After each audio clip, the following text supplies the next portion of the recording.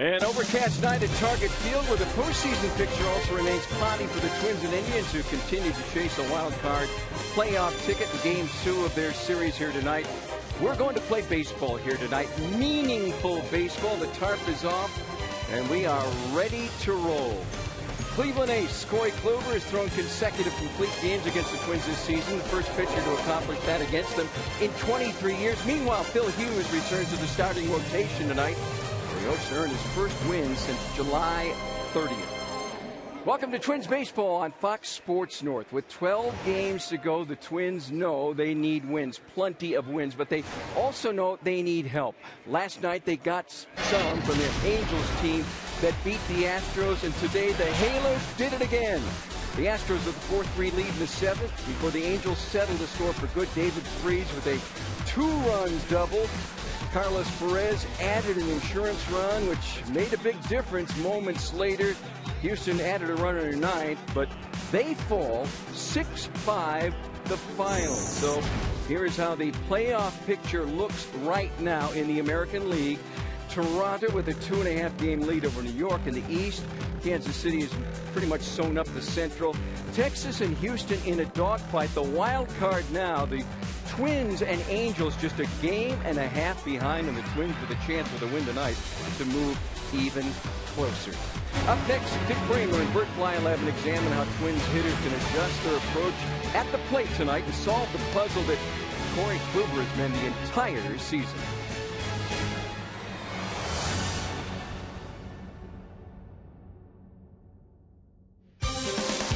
Twins Baseball on Fox Sports North is presented by Menards.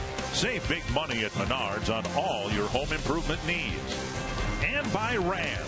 Come in and get a great deal on the best trucks during Ram Truck Month.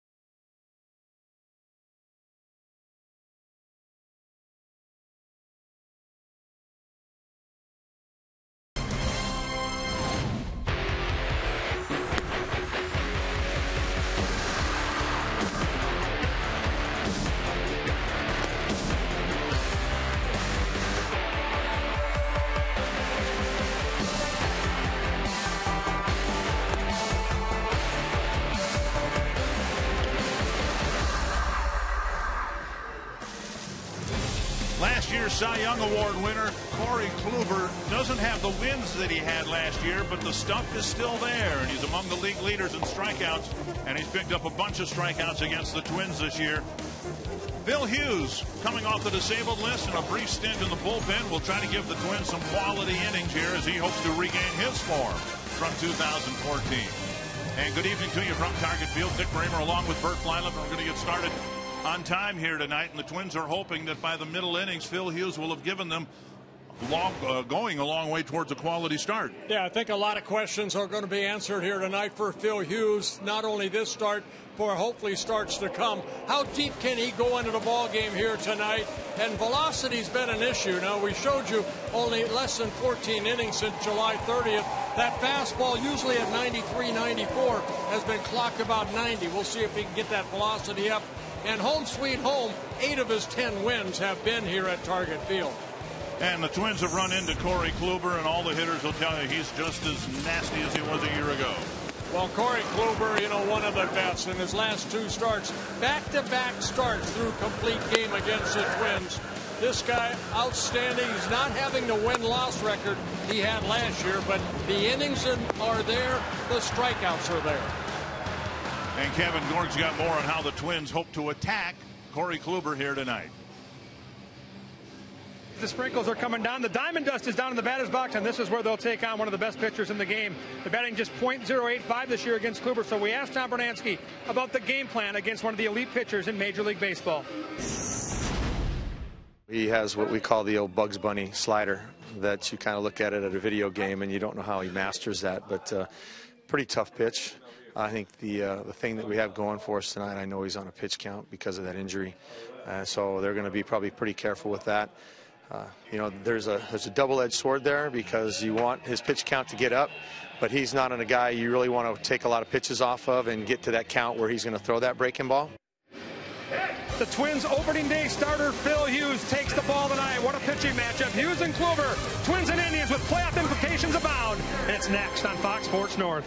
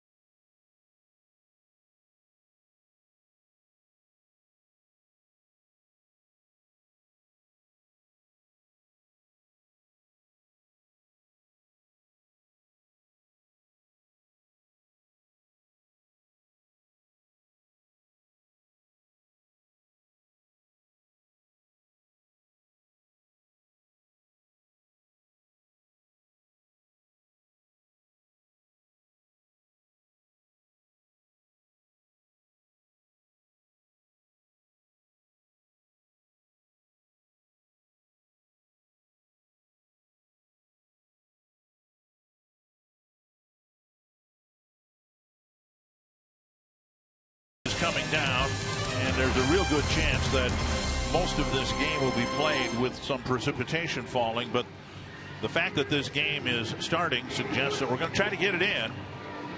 And the Twins, knowing that the Houston Astros have already lost, have a chance to pick up a half game. It's significant now because the Twins and Astros have the same number of losses. They are even in the loss column.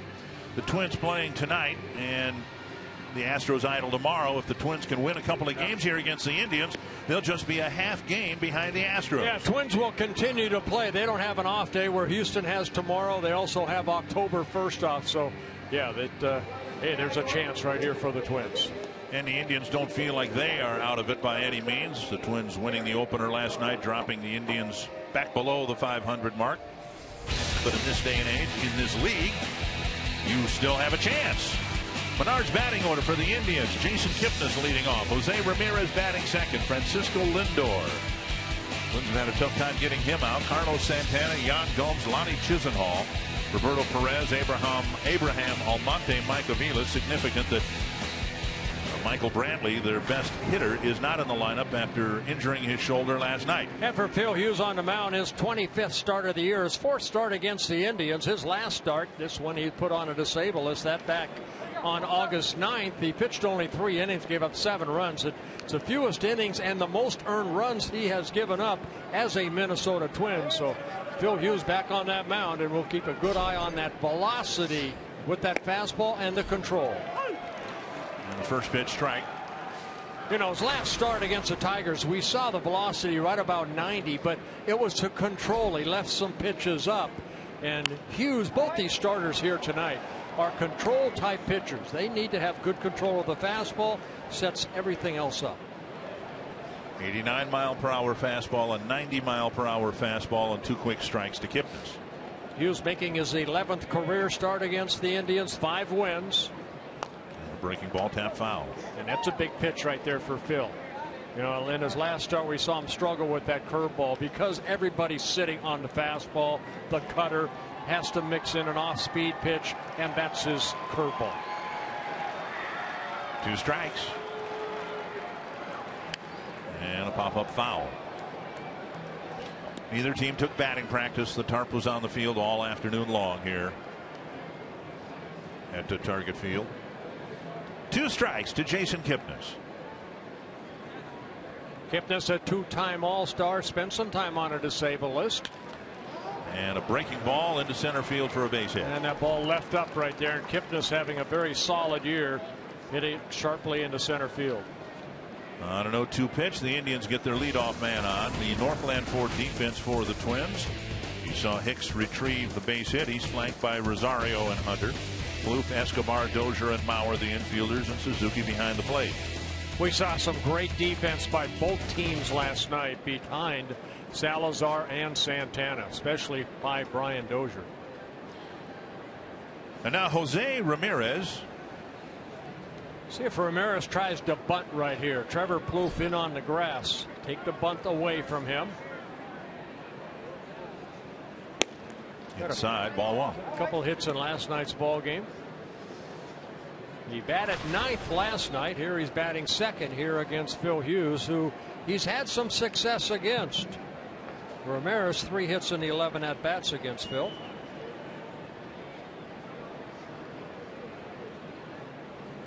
Popped up, back and out of play.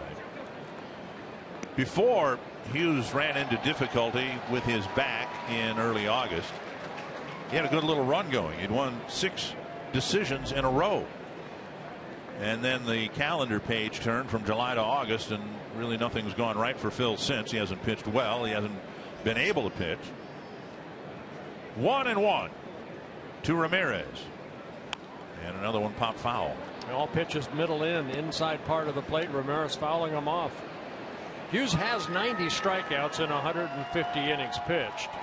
He has given up a lot more hits to innings pitched, 179, now 180 innings in 149 and a third innings. And he gave up just 16 home runs last year, but has already given up 29 this year.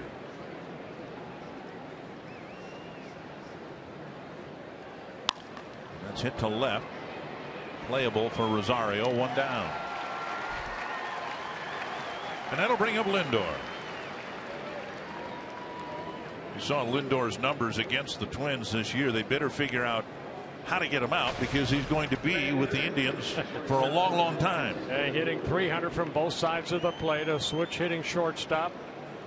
As a left-handed hitter, hitting 305. As a right-hander, 333.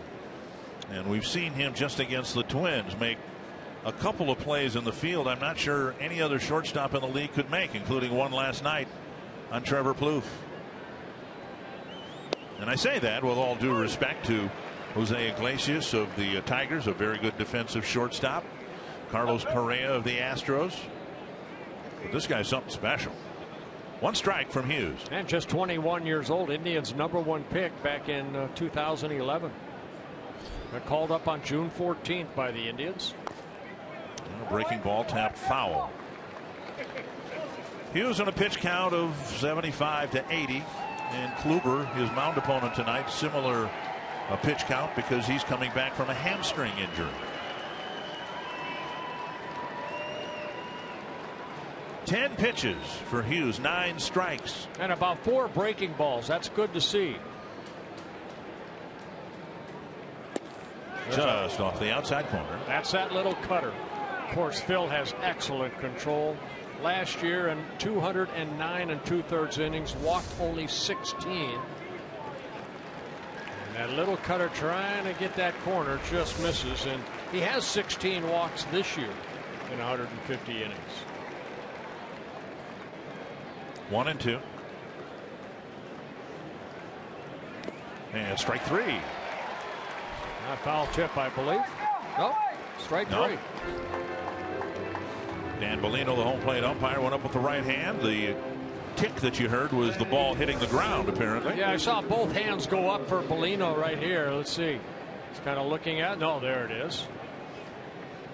And Hughes picks up a strikeout. 2 down, and now Carlos Santana, just 3 for 19 against Phil Hughes.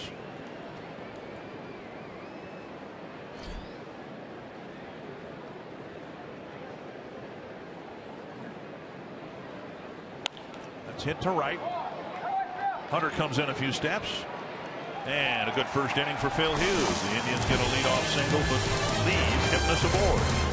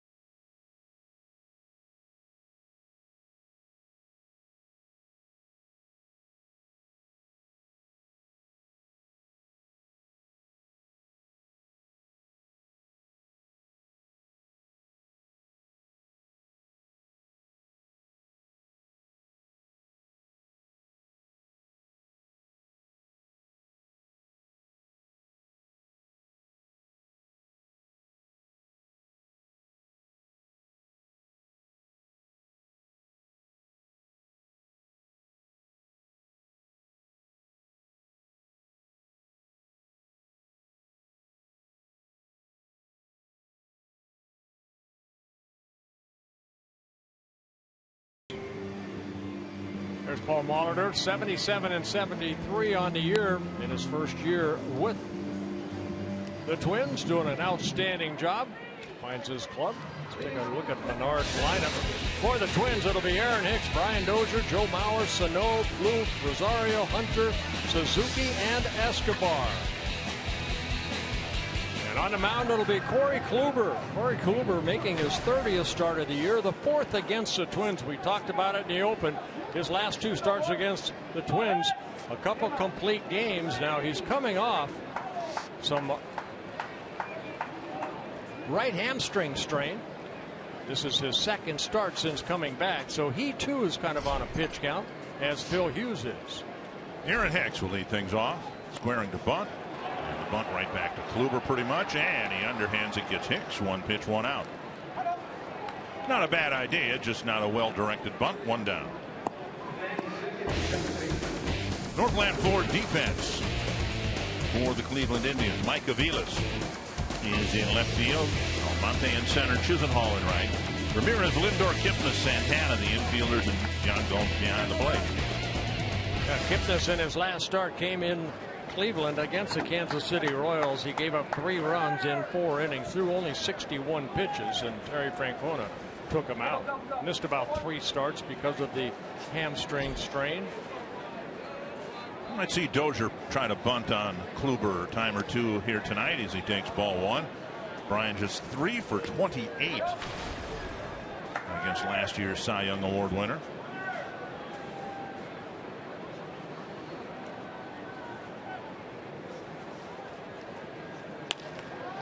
And a liner to Lindor. So a well hit ball.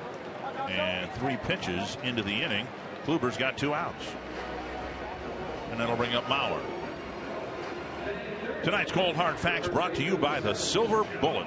Clean, crisp Coors Light. And Joe Mauer bringing a streak of 41 straight games having reached base into tonight's game. Paul Molitor, I think, put it in perspective today. He doesn't think hitters really concern themselves too much with it. It's a novelty. It's something to gives us something to talk about.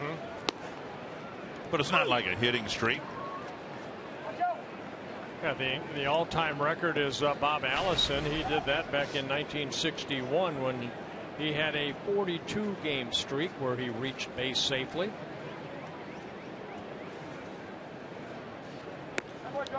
Up and away, 1-1. And Kluber with a good fastball. He'll work both sides of the plate like Phil Hughes. Outstanding control. Very good slider, curveball. And as Tom Bernansky said, you want to try to hit something early. You don't want to get into that 2-strike mode against Kluber because he is a strikeout pitcher. 2-1. There's Bob Allison going back to 1961. And Joe and Mr. Killebrew and Mr. Molitor. Pretty good names right there. Get on base. Hopefully you get driven in by someone behind you. 2-2 to Mauer. And isn't that what you try to do in a baseball game, is get on base? Yeah, you'd like to hit the ball out of the ballpark, but the main thing is to get on base and hopefully score. On base percentage is a really important stat for a hitter.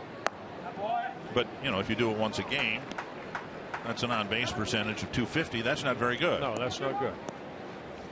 Twins have had a terrible time getting anything built in terms of a run producing inning against Kluber this year. And now it's 3-2 to Mauer with Sano on deck. That's to the left field corner. And Aviles won't get there. And it's a foul ball. Yeah, Kluber in his 3 other starts, the first one coming in early April that year, where he went 8 innings, gave up only a couple runs, got a no decision. And that ball just about 3 or 4 feet foul. And then he had the back-to-back complete game outings. First one in Cleveland back on August 9th, and then 5 days later here in Minnesota, a 9-inning complete game victory. So the last thing you want are quick innings when you know a guy's got a limit out there yet to be determined. And yet on 10 pitches, Kluber has a 1-2-3 first inning. We have a scoreless first here at Soggy Target Field.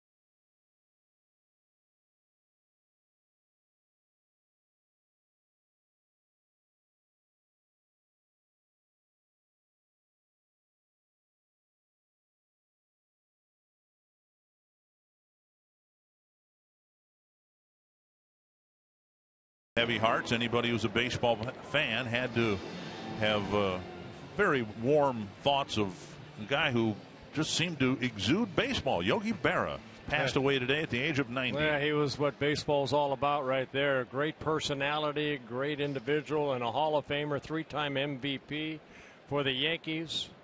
17 consecutive All-Star appearances. Just a class of a man. I had an opportunity to meet him over the years, of course, being in the Hall of Fame. He was at my induction in 2011, so that was a very nice honor to shake his hand. Yan Gomes will lead things off in the second. And a first pitch strike. I had just a blast that weekend at your induction. So many great memories. And one of them was spending just a couple of minutes with Yogi Berra during that weekend in Cooperstown. One strike. He's just a friendly man. I mean, he said hello to everybody. He and his wife Carmen, just a lovely couple. Unassuming is a good word. I think he didn't have any airs about him. He was Yogi Berra, but if you didn't know better, you'd think he was the guy living next door to you. Here's a pop-up in foul ground. Mauer tracking it.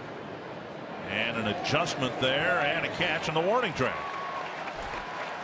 Roy Smalley, one of our Fox Sports North broadcasters, actually played for Yogi when he was with the Yankees in the 80s. Yogi was the kind of guy that for baseball he epitomized what I think what baseball should be, what it would aspire to be in the past and in the future. And the fact that the icon of the sport to me in terms of what every player should aspire to is gone is a sad day. Any one of us that knew him would say that our lives were better for us having known him. Hot shot up the middle. Hughes almost got it. Escobar almost got it. It's a one-out single for Lonnie Chisenhall. I said we saw some great defensive plays last night. We almost saw a great one right there. Chisenhall hitting it right back up the middle. Escobar, who was shading him a little bit up the middle, dove for it and almost came up with it. Whether or not he would have been able to get Chisenhall at first, but a great effort by Escobar. Roberto Perez, the backup catcher for the Indians, has great numbers against Phil Hughes, and so he's serving as their designated hitter tonight. Indians called up another catcher specifically so they could use Perez as their DH tonight. He's 5 for 9 against Phil Hughes. Yeah, they called up a reserve catcher, Adam Moore. Has some major league experience in his first season with the Indians. And Perez, just 26 years old in his second season. Signed by the Indians out of Puerto Rico. He took strike one, now ball one. Hughes has only picked up 9 ground ball double plays on the year.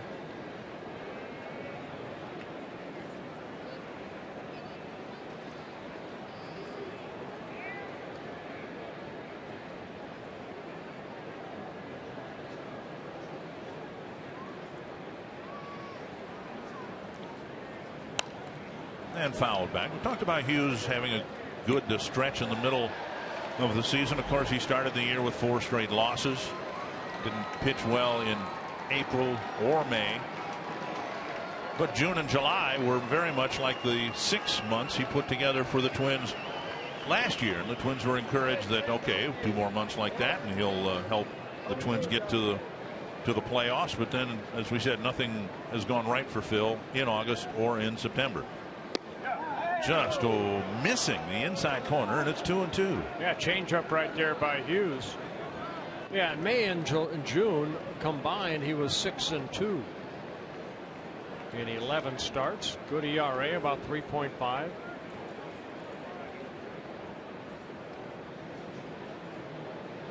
Two and two. And a long look in, and now time called.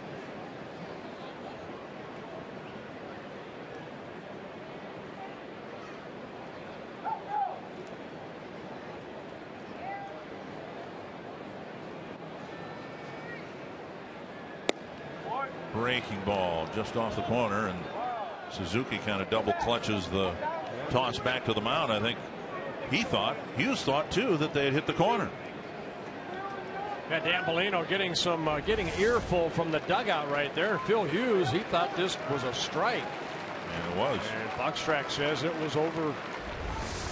Tom Hallion last night missed a strike in a key spot. And the Twins ended up scoring their 3 runs because of it. Full count. Chisenhall does not go, and the pitch grounded towards second. Dozier gathers it in, flips to Escobar, double play. Well, Phil Hughes looks in, and now Suzuki having a chat with Bellino as well about the pitch before the ground ball double play.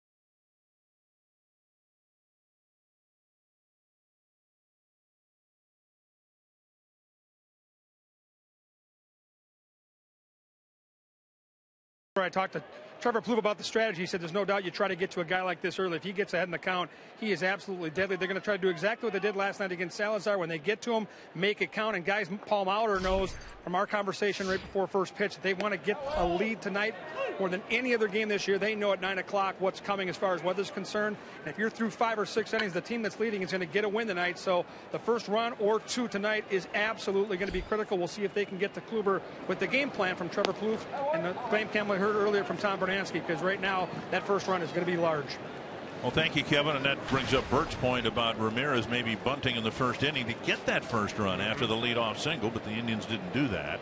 1-1 to Sano, and he takes up an in 2-1. Plus, you always want to put a run on the board. Something that Kluber has not been able to get this year as well as he did last year is run support. 8 wins, 14 losses last year, 18-9 in 34 starts. And misses 3-1. Kluber thought he had a strike on that pitch. Sano, Plouffe, and Rosario here in the Twins' second. Right-handers hitting only 199 off of Kluber this year. There's a fastball down and away. And 3-2. Kluber, excellent control.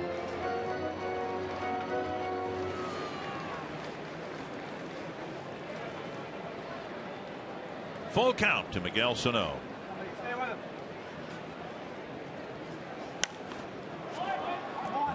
miles per hour, and that's something we've seen Kluber do too.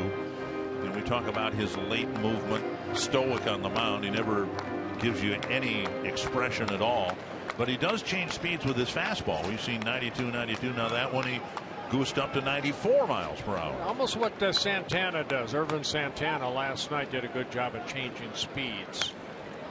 And 93, and Sano's had a couple of good swings on Kluber here in this at bat.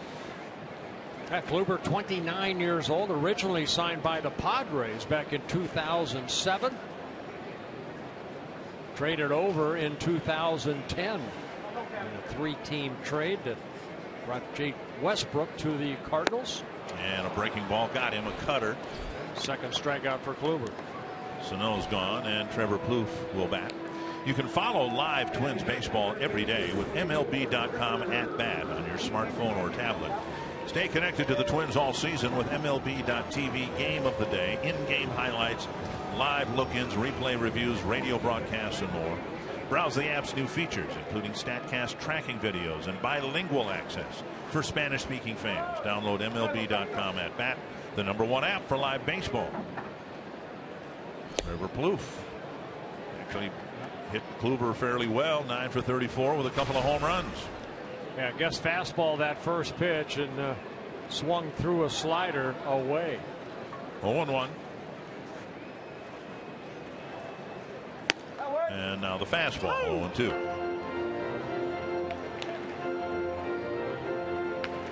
Talked about this before in Kluber's case, a case of it just simply taking some time to get him to where he could dominate hitters. It's hit to left center, and that's down for a hit and kicked around out there by the left fielder Aviles. Plouffe trying for second, and the throw not in time.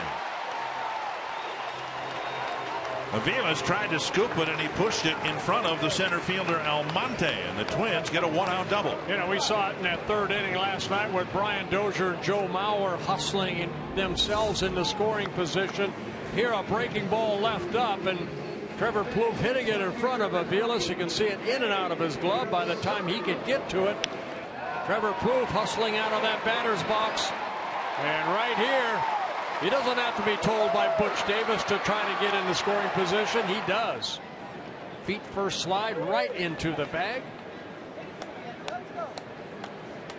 Single and an error charged to Aviles, which I think is the right call. But an alert base running play by Plouffe, and now Rosario. Hooked foul. Rosario 0 for 6 against Kluber, but I don't know that even Rosario is aware of that, is concerned about that. The impression I think he's given people is he's just there to hit. You put Kluber on the mound, you put Chris Sale on the mound, he's there to swing the bat. You make a mistake, you leave a pitch to his liking, and he's going to hit it hard somewhere. One strike. He's done it all season long since he came up. And a tapper foul, 2 strikes. 2 games played today. We told you earlier about the Angels win over Houston 6-5. The other game significant, not so much with the final score. Detroit beat Chicago 7-4, but Justin Verlander pitched. Remember the rainout that the Tigers had that allowed or made the Tigers juggle their rotation, so Verlander didn't pitch here earlier in this homestand. It also, as it turns out, will keep him from pitching in Detroit against the Twins this weekend. 2 strikes to Rosario, and flipped foul.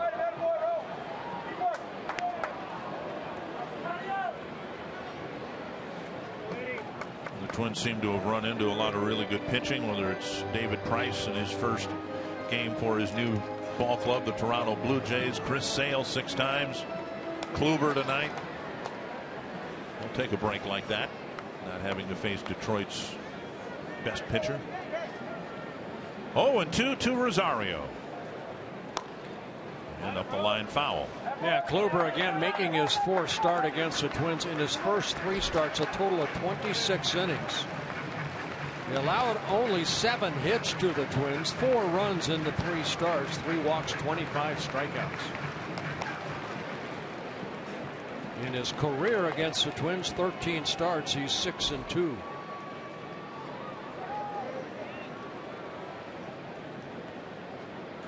Another 0-2 pitch to Rosario. And another foul ball.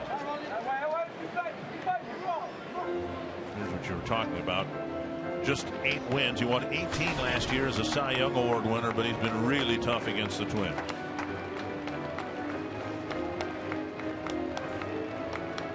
See, just 1 walk per game. Rosario putting together quite an at-bat here, still behind in the count 0-2.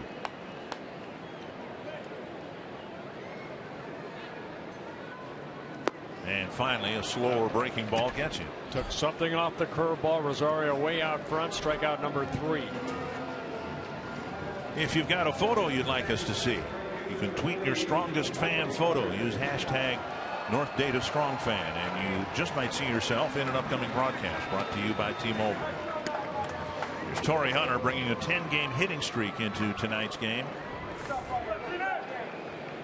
And Torrey's second wind, if you will, coinciding with the team's second wind. He has struggled against Kluber, only 3 hits in 21 at-bats. On the ground, hit right to Kipnis, and the Twins leave Plouffe aboard. Torrey Hunter responsible for the Twins Dance Award program, which was held during the afternoon here in the clubhouse. More on that in a moment.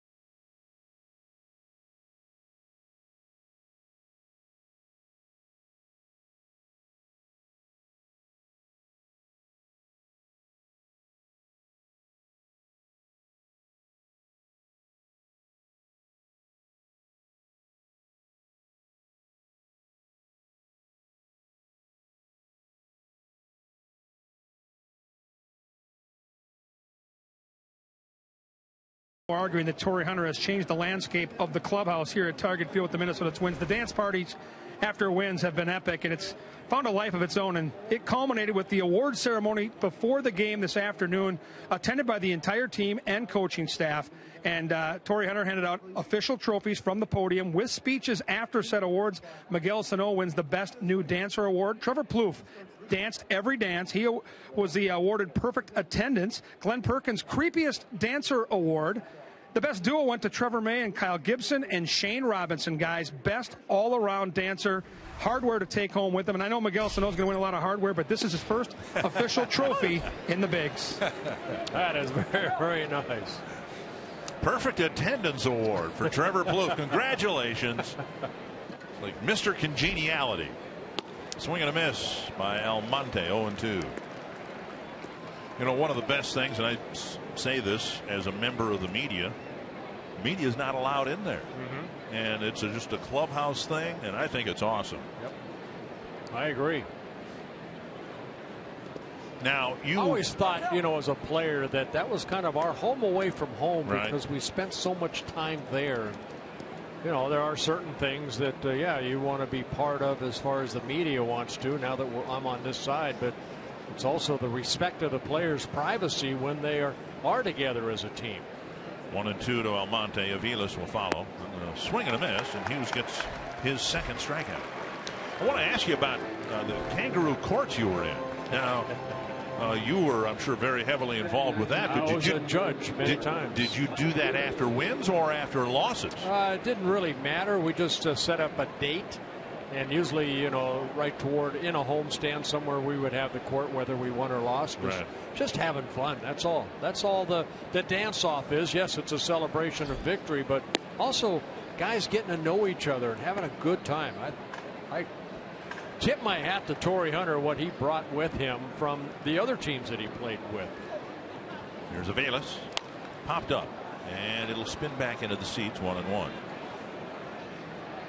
Aviles in left field because Michael Brantley last night almost made a great catch, but as a left-handed thrower, he dinged up his right shoulder. And you can see that swing didn't look good. See him kind of favoring that right shoulder a bit. Around the hands, 2-1, and he is their best player. And he is to the lineup what Kipnis is, or excuse me, what Kluber is to the starting rotation. 2-1 to Aviles. Off the knuckles into left, and Escobar is there to make the catch. 2 down. So Hughes has done a nice job. He's issued a couple of, or given up a couple of singles, but 32 pitches thrown, 33. And that double play that ended the last inning, nicely turned by Dozier and Escobar.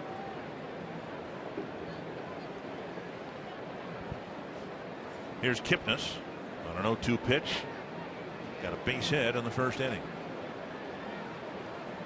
And there's strike 1. We haven't seen anything. Did we see a 91? No, that was the cutter on the outside corner, but we're trying to. Ball rolled to Mauer, and he'll go to the bag and get there ahead of Kipnis. A 1-2-3 third for Phil Hughes.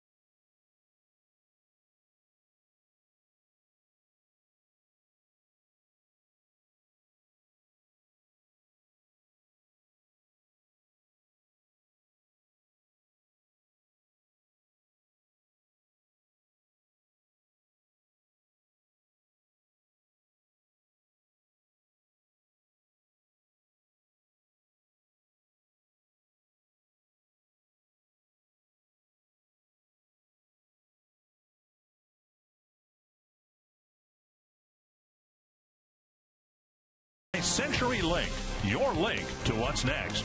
By NorthlandFord.com and your local Northland Ford dealer. And by Grand Casino. The best stories start here. Rain still falling here at Target Field, and it might for the duration. The real heavy stuff is not supposed to start till later on tonight. So the window's open to play. But when you leave the window open, sometimes the carpet gets wet. And that's kind of what we've got going on here. Suzuki, Escobar, and Hicks will hit for the Twins in the third against Corey Kluber. Twins are 8-5 against the Indians so far this year. Kluber's beaten them twice. Pitch is up, ball 1. Suzuki, like so many Twins hitters, having a tough time with Kluber. He's 0 for 8 against him with 1 strikeout.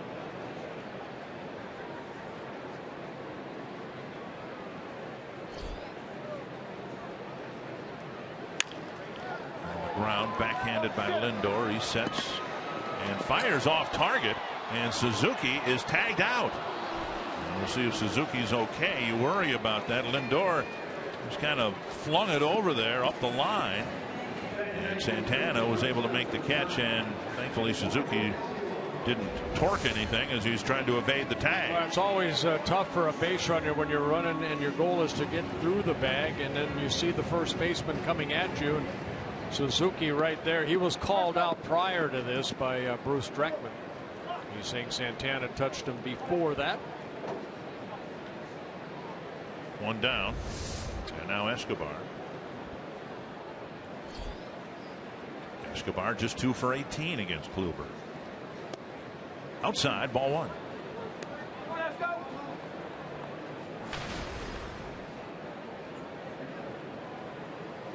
Twins 10-10 in the month of September. And they have gained ground on the Astros because Houston is 7-14 in September.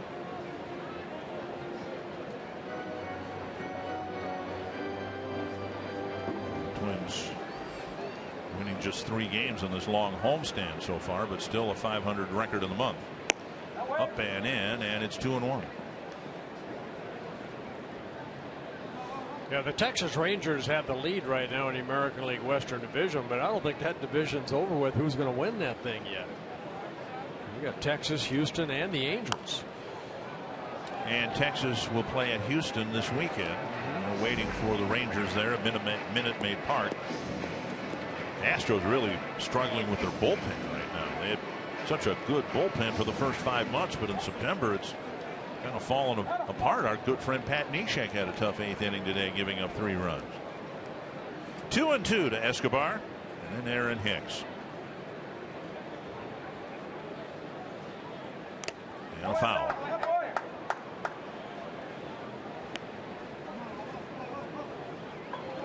Corey Kluber here tonight, making his 100th major league start, his 105th game. 39 wins, 33 losses. He has 7 complete games in his career in the first 99. 1 shutout, that coming last year against the Mariners.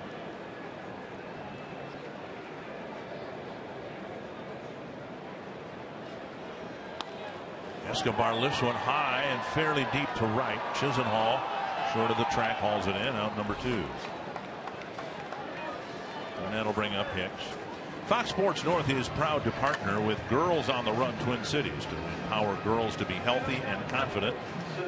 Join us for the Alaris Mortgage Girls on the Run Fall 5K, Saturday, November 14th at Harriet Island Pavilion.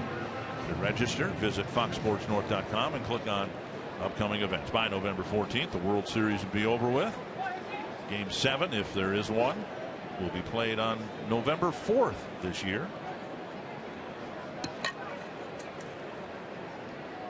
Here's Hicks, and there's strike 1. And we forgot to mention happy birthday to Gene Glenn last night. He celebrated a birthday, his 59th, and then also today, Trevor May celebrating a birthday.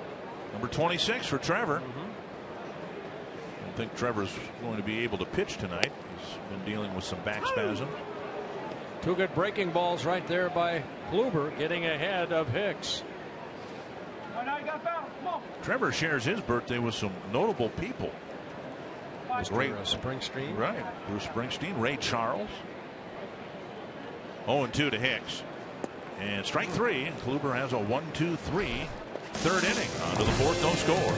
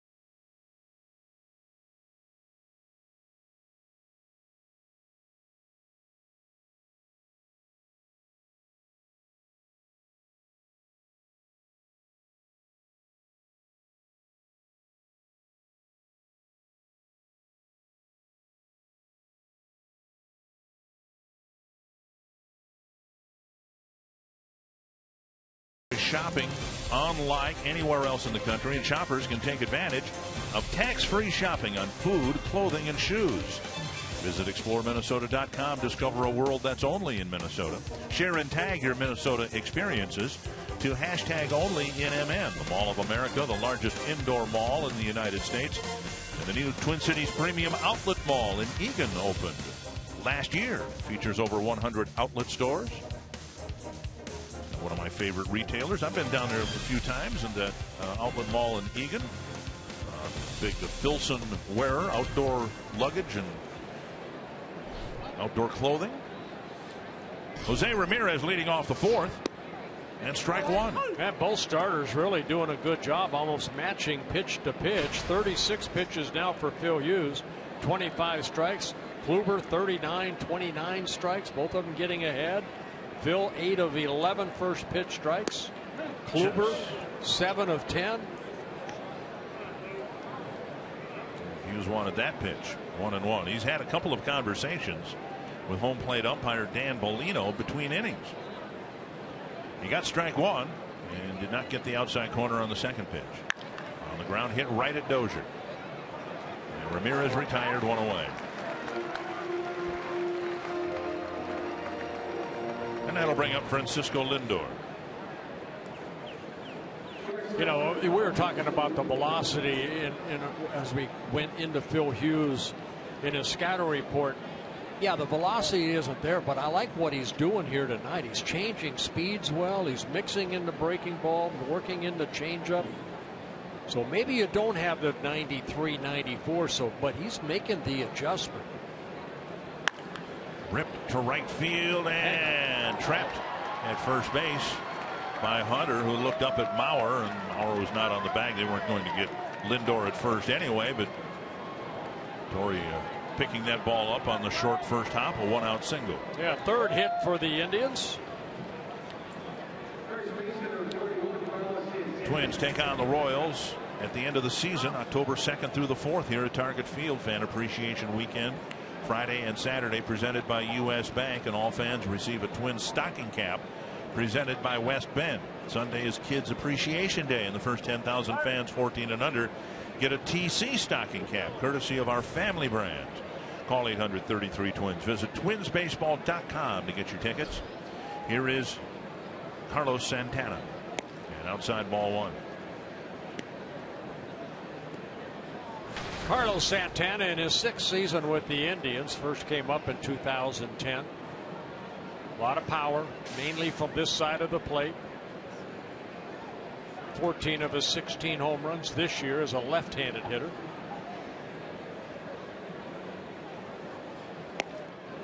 And outside 2-0.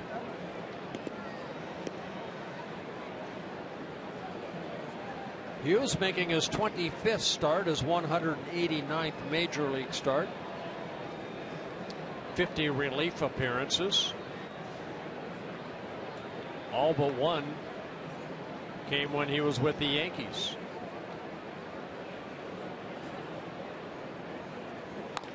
Pulled foul. Santana definitely a pull hitter. That's why I think Phil's trying to pitch him away. If you come in, you want to come in off the plate.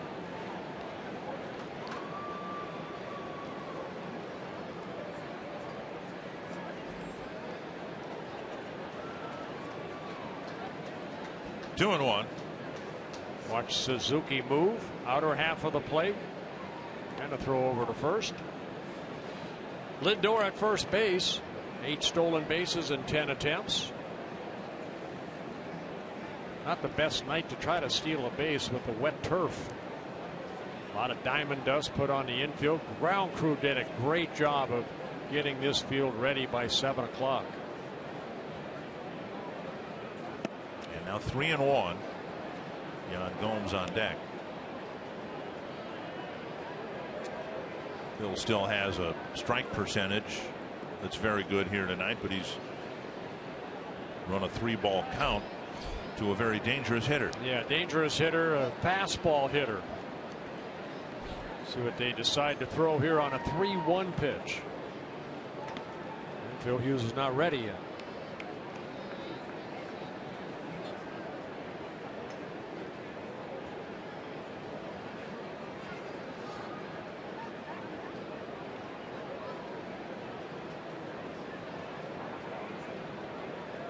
3-1.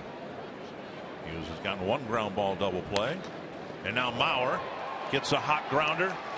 And the return throw. How about that? That's all I get?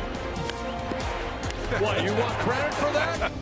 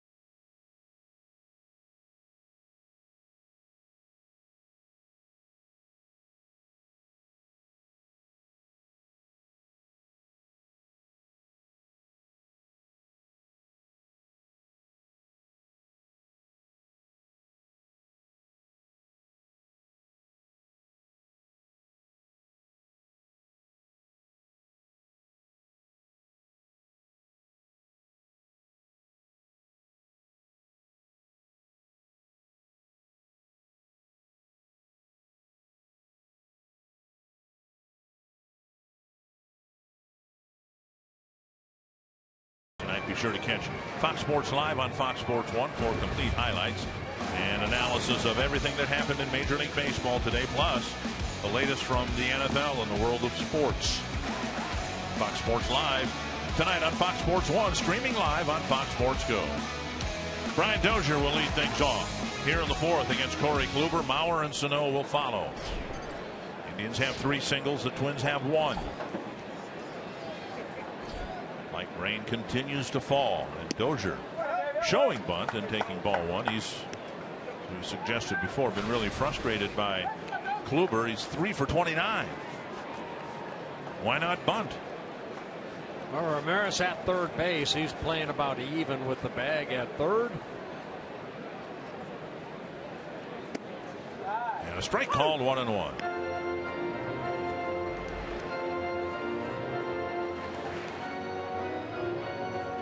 Kluber, one of those pitchers, has a lot of confidence in about 3 pitches that he'll throw. You know, so if he falls behind, it's just not going to be a fastball hit it like that second pitch to Dozier. There's a fastball that misses. 2-1. Give him a 1-0 breaking ball to even a count, then a fastball away.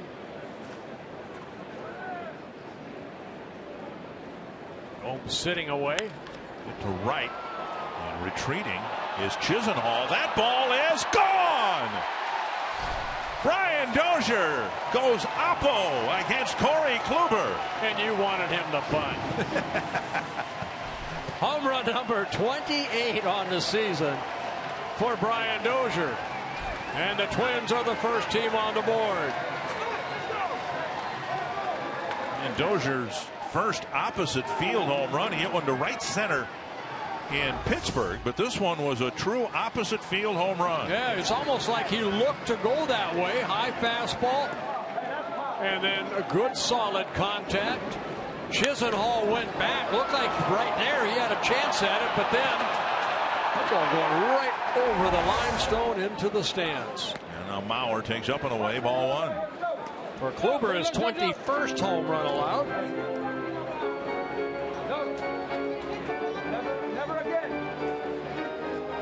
And Dozier getting some well-intended abuse in the dugout for hitting an opposite field home run. We showed you the graphic the other day, how few of his hits go to right field. And that's, of course, one of the things some people want Dozier to do, to use the field.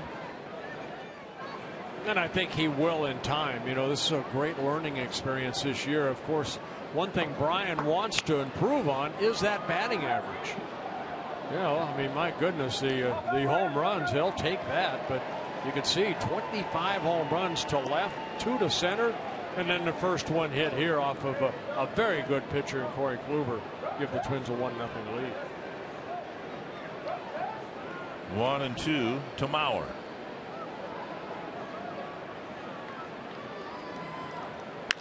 To left center field, and Aviles won't get it.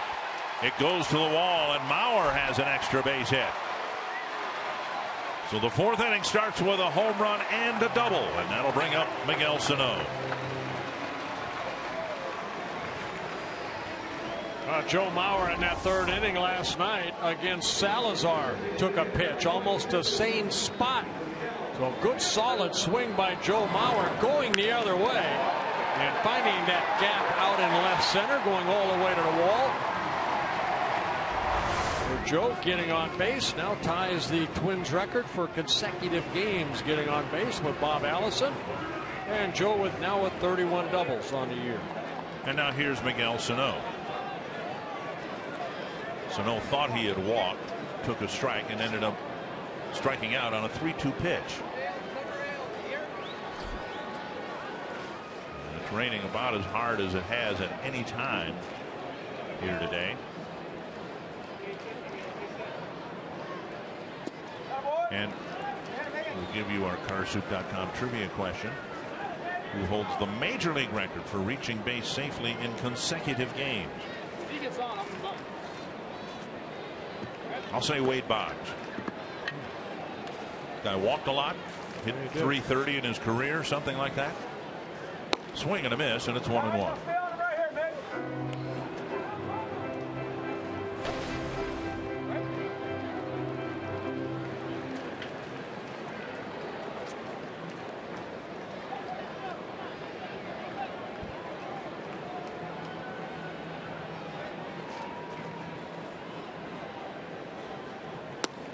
Takes a fastball for a strike. Gotten Sano to swing and miss at breaking pitches and take a couple of fastballs for strikes.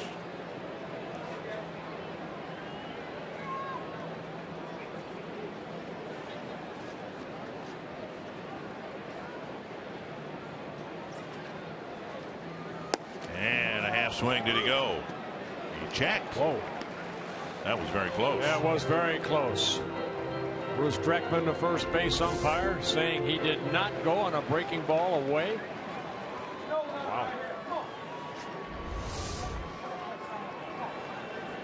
2-2.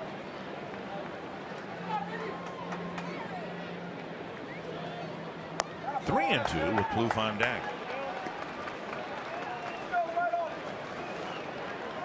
Biggest thing for a pitcher in, you know, this light misty rain that keeps coming down is your footing around that pitching, more the landing area than the actual push-off foot.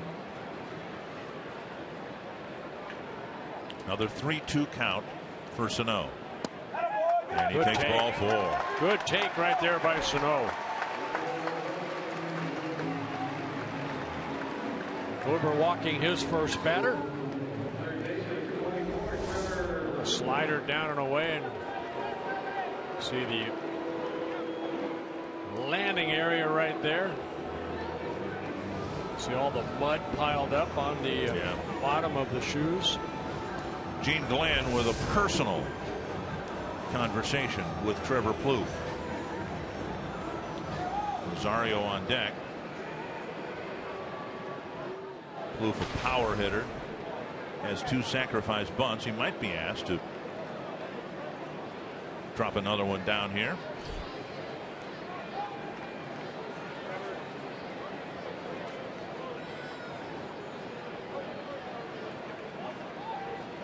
And he takes up high, ball 1. Yeah, one thing that Trevor has, you know, he's hit into a lot of double plays this year. So I Maybe they'd like to advance the runners here. Add a run if you can, or two. Well, under these circumstances, if you advance the runners, you're very likely, I would think, get the Cleveland Indians to bring their infield in. 1-0. And Trevor so far showing some good discipline, waiting for a good pitch to bunt.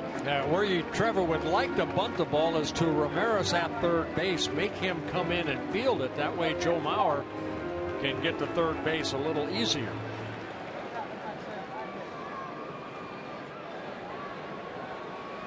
Now do you let Trevor swing away right here because it's 2-0. He's squaring around again. This time taking a strike.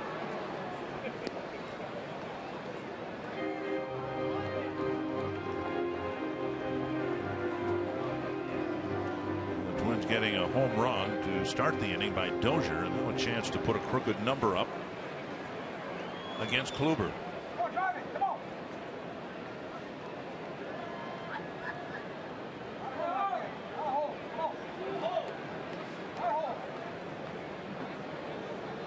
Two and one.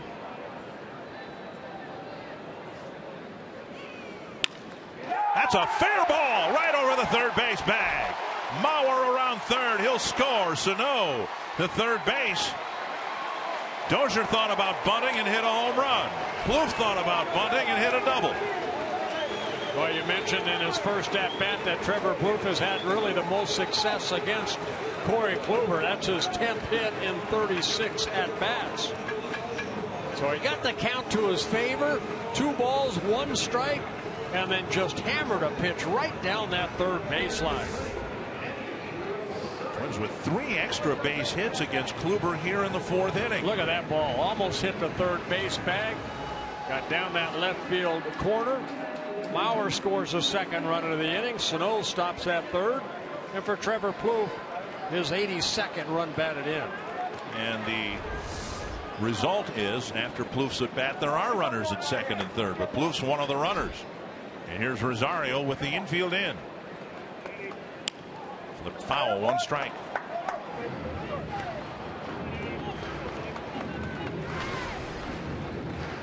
It's easy for me to say because I got a roof over my head, but I think the rain is lightening up a little bit.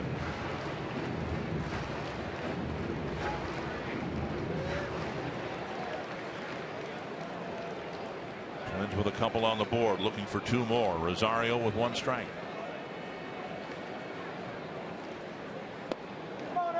And Rosario has seen nothing but strikes, and I think Rosario swung at every pitch Corey Kluber's thrown to him. He's changing speeds very well on Rosario. He struck him out in the 2nd inning on a big, slow breaking ball. Rosario fouled off, 4 or 5 2-strike pitches in his first at bat before swinging and missing. Now he's in an 0-2 hole again. And there's strike 3. Rosario out on strikes, 1 away. That's strikeout number 5 for Kluber. And now Hunter. Mickey Callaway to the mound. A base is open. Suzuki on deck. And Callaway might come out to the mound and ask Kluber how he wants to approach the balance of this inning. A quick trip to the mound by the pitching coach. Kluber in his only other start since not really going on a DL because it was late August with that hamstring strain. He did pitch against the Kansas City Royals through 61 pitches. Made a big mistake and gave up a 3-run home run to Omar Infante in the top of the 2nd inning. Ended up working only 4 innings, gave up 3 runs, 2 earned. It seemed to be kind of a 2-way conversation, didn't it, with Kluber offering his thoughts? Nothing about mechanics or anything, just how do you want to go at this? You want to fill first base, go for a double play grounder off the bat of Suzuki, or if it's a walk, it apparently won't be an intentional walk. Well, again, Torrey Hunter just 3 hits in 22 at-bats against Kluber. So what Torrey's looking for, hopefully what he did, hit something hard, hopefully through the drawn-in infield right here. Twins would even take a sacrifice fly. And Hunter's hit by a pitch and has some words for Kluber. And no intention there. I don't know what Torrey Hunter is barking about. Comes one pitch after the trip to the mound, and Torrey's not too happy about getting drilled.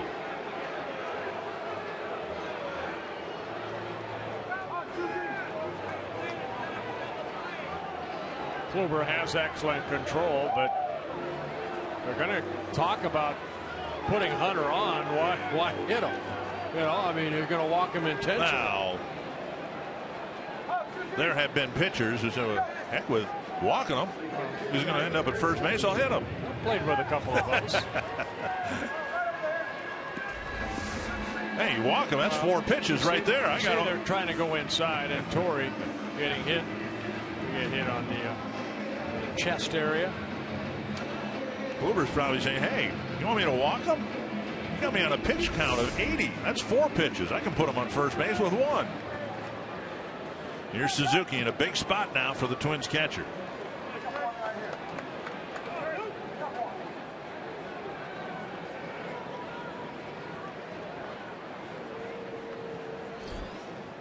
And a cutter, strike 1.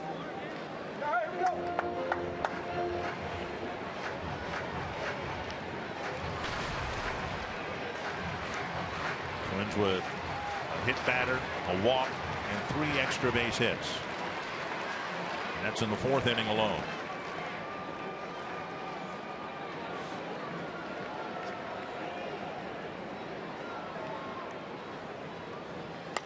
Popped up, backing out of play.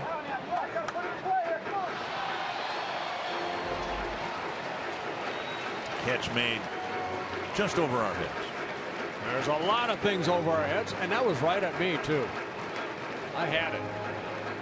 You might not have had a choice. You're right. That was right at you.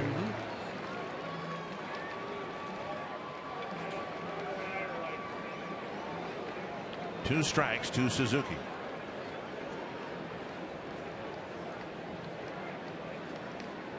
And a breaking ball and a quick strikeout for out number 2. And that's what Kluber's able to do in situations like this. Pick up that strikeout.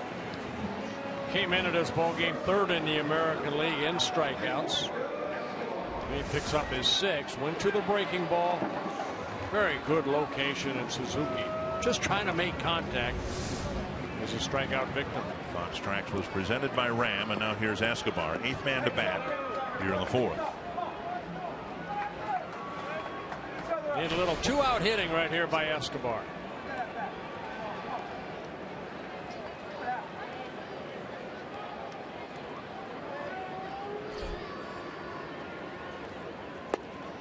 Inside, ball 1.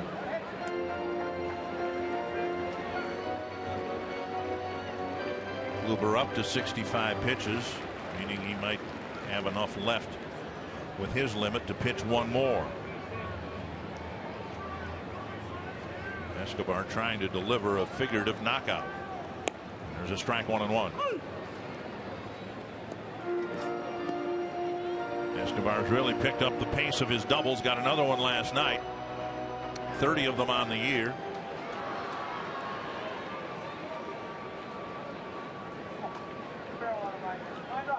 Sent Chisenhall back by the warning track in his first at bat. Foul back, now 1-2. Now you get in that situation where Kluber has that breaking ball down and in to left-handed hitters.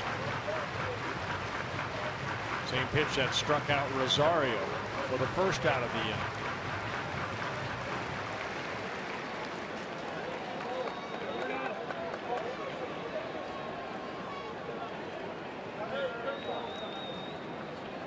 One and 2. Liner to right field, a base hit. Escobar delivers. 1 run will score. Plouffe coming in. He'll score. And there is your big 2-out hit. And what a huge 2-out hit right there by Escobar. And that's what Kluber tried to do. He tried to get that breaking ball down, but left it up. And Escobar lines it into right field. And with 2 outs, of course, Sano scores and Trevor Plouffe off with a crack of the bat at second base. So that breaking ball left up, and Escobar put a good swing on it right into right field. And the Twins take a 4-0 lead. And the one that struck out Rosario was down around his ankles, and that one was left thigh high. Big hit for Escobar. Hunter to second, and now here's Aaron Hicks.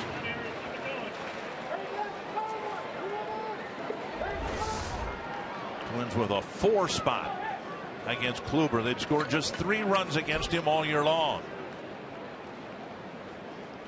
And Hicks takes up ball 1. That was a big 2-run single right there by Escobar. That's picking up your team when it needs to be picked up. Hicks, the 9th man to bat.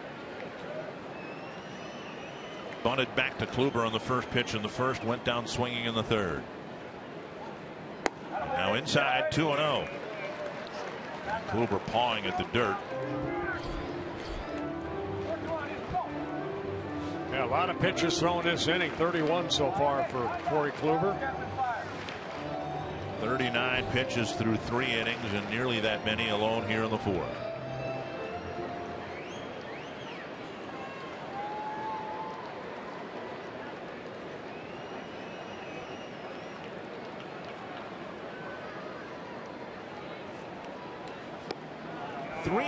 Dozier on deck. The Indians firing up their bullpen here. We don't know that Kluber might not even be taken out here in the 4th inning. Webb and Soto warming up. Indians have 10 right-handed relievers. A 4-pitch walk loads them up for Dozier, and that'll be the end of the game for Corey Kluber. Twins batted around on Kluber here in the 4th inning. Couple walks, couple doubles, a home run, and then the big 2-run single by Escobar. A bat around inning. The Twins had scored 4 runs on Kluber all year long, and they've got at least 4 against him here in the 4th inning. And it all started with Brian Dozier's first home run to right field this year.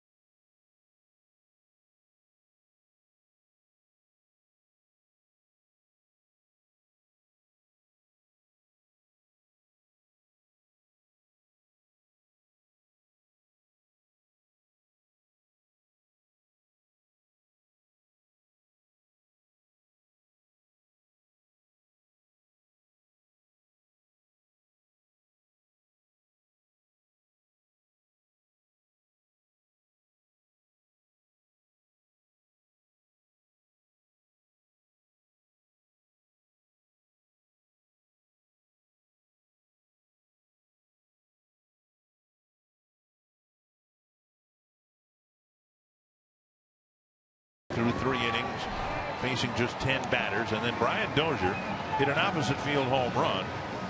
We're still in the 4th inning. Kluber's out of the game.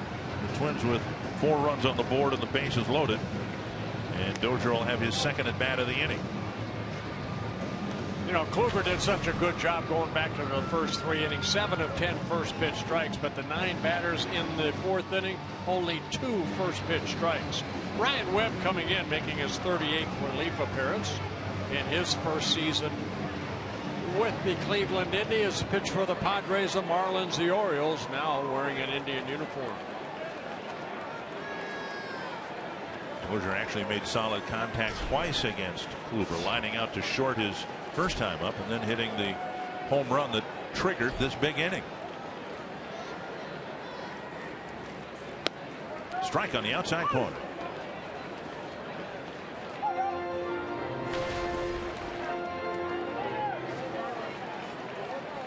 Webb goes to the back of the mound. There's a mat back there with spikes in it. He's trying to clear his spikes. Rain is lessened up again here.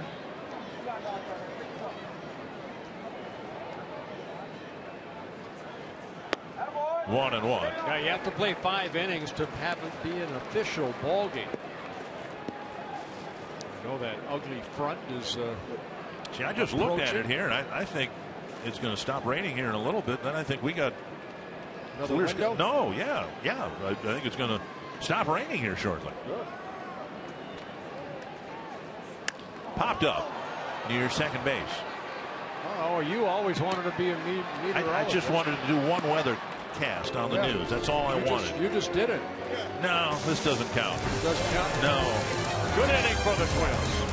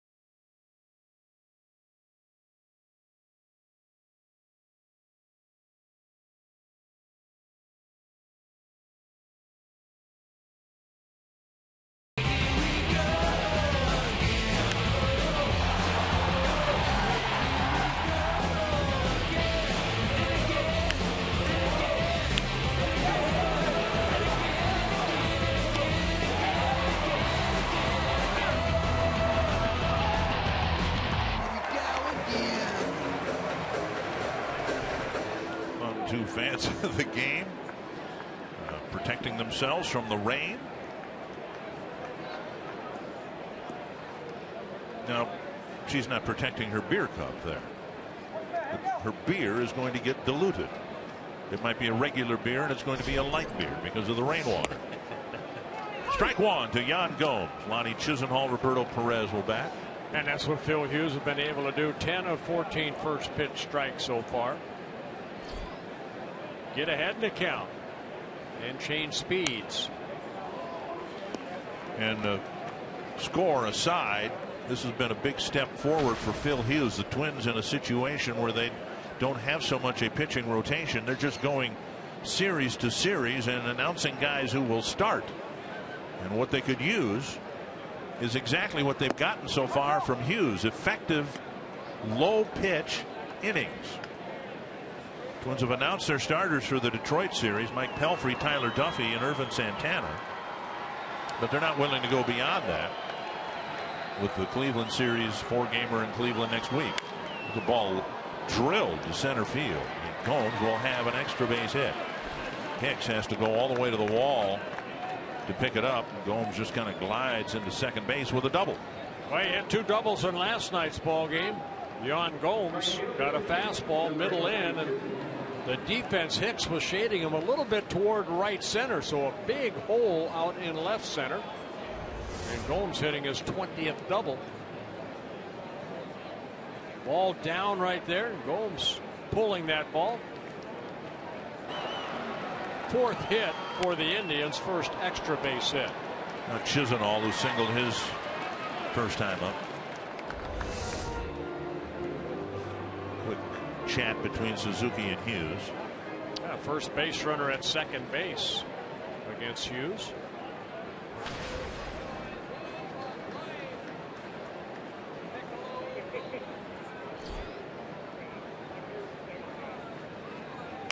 Popped up. So Chisenhall chased one up and in, 1 strike. Chisenhall, a base hit in his first at bat, hit that ball right back up the middle.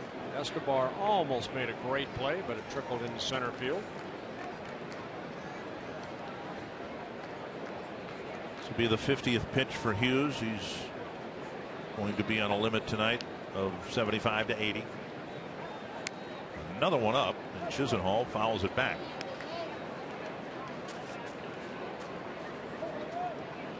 Chisenhall likes swinging at him up there. See if Hughes tries to go back up there to get strike 3.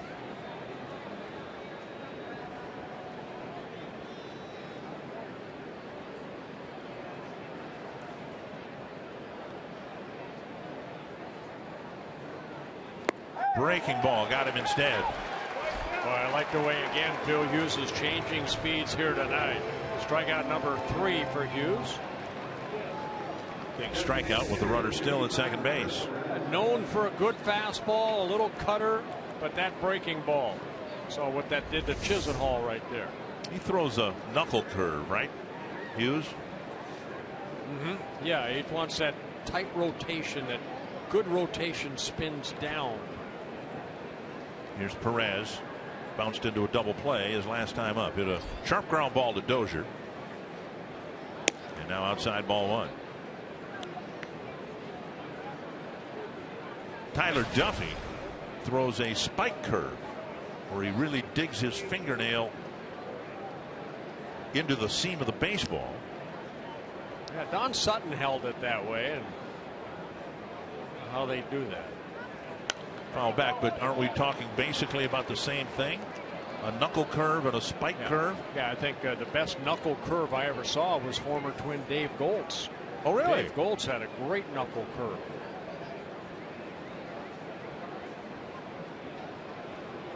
Dave's probably watching tonight if he's not out on the lake. Doing some evening walleye fishing. 1-1. And a fastball. We see the fastball at 89, so it's not the 92, 93, but he's changing speed so well that's making that fastball a little more difficult to pick up. As high as 90 here tonight, low as 73 with that big breaking ball. 1-2 to Perez.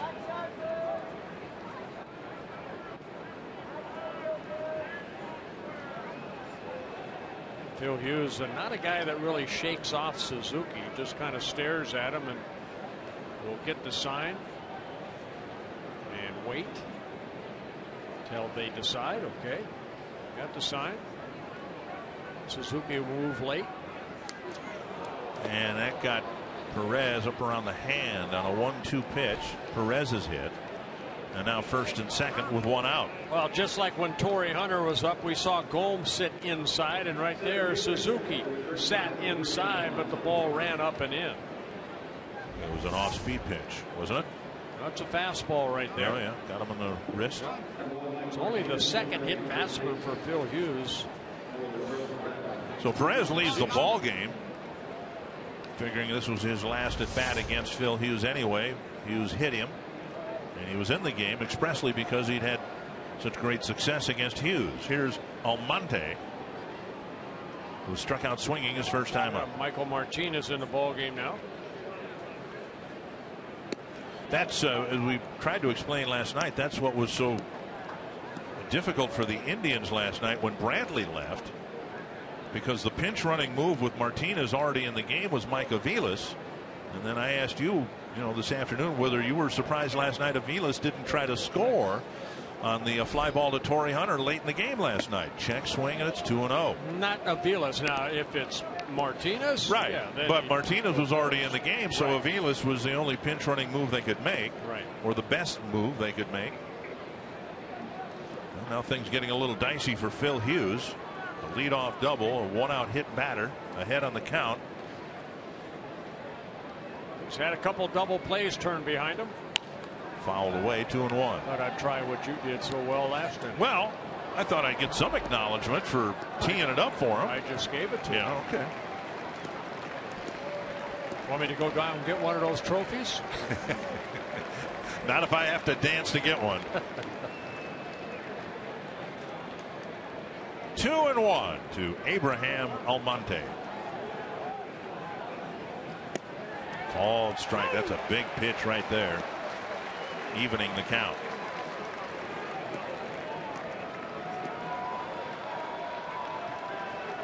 Almonte, 26 years old, traded over from the Padres to the Indians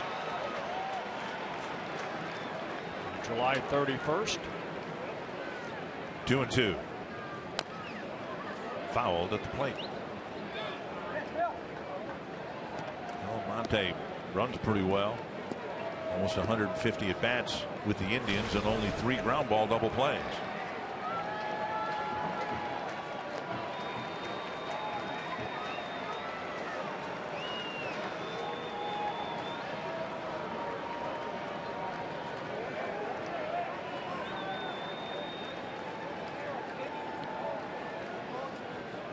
Two and 2.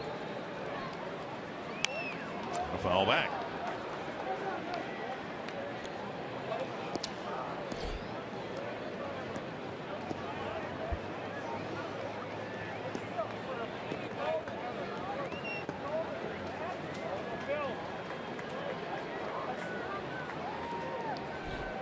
Hughes' pitch count climbing over 60.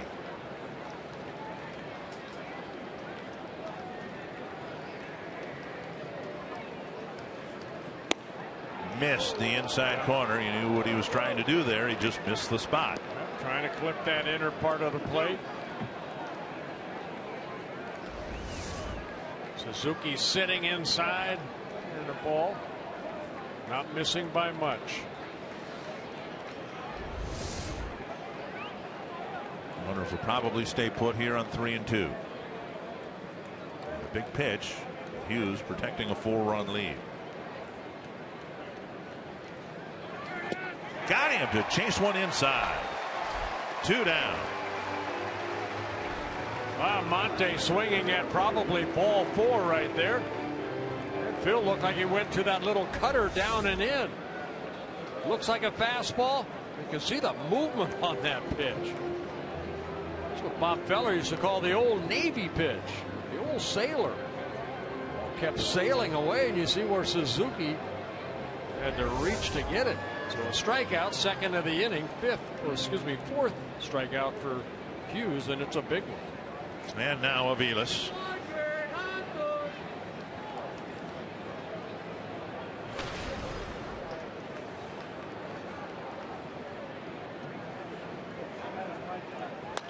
Foul back. You mentioned before, a starting pitcher has to complete 5 innings to qualify for a win, yet we saw a lefty and a righty warming up in the Twins bullpen. This is September 23rd. There's no room for sentimentality here. And if Hughes doesn't get Aviles, it might be the end of the road for him before he gets his 15th out. Yeah, Boyer and Cott's warming up. Half swing. They'll appeal, and strike 2. So Hughes probably in the back of his mind knows that this is going to be the end of his night. You can see Aviles not holding up. Ahead of the number 9 batter, 0-2.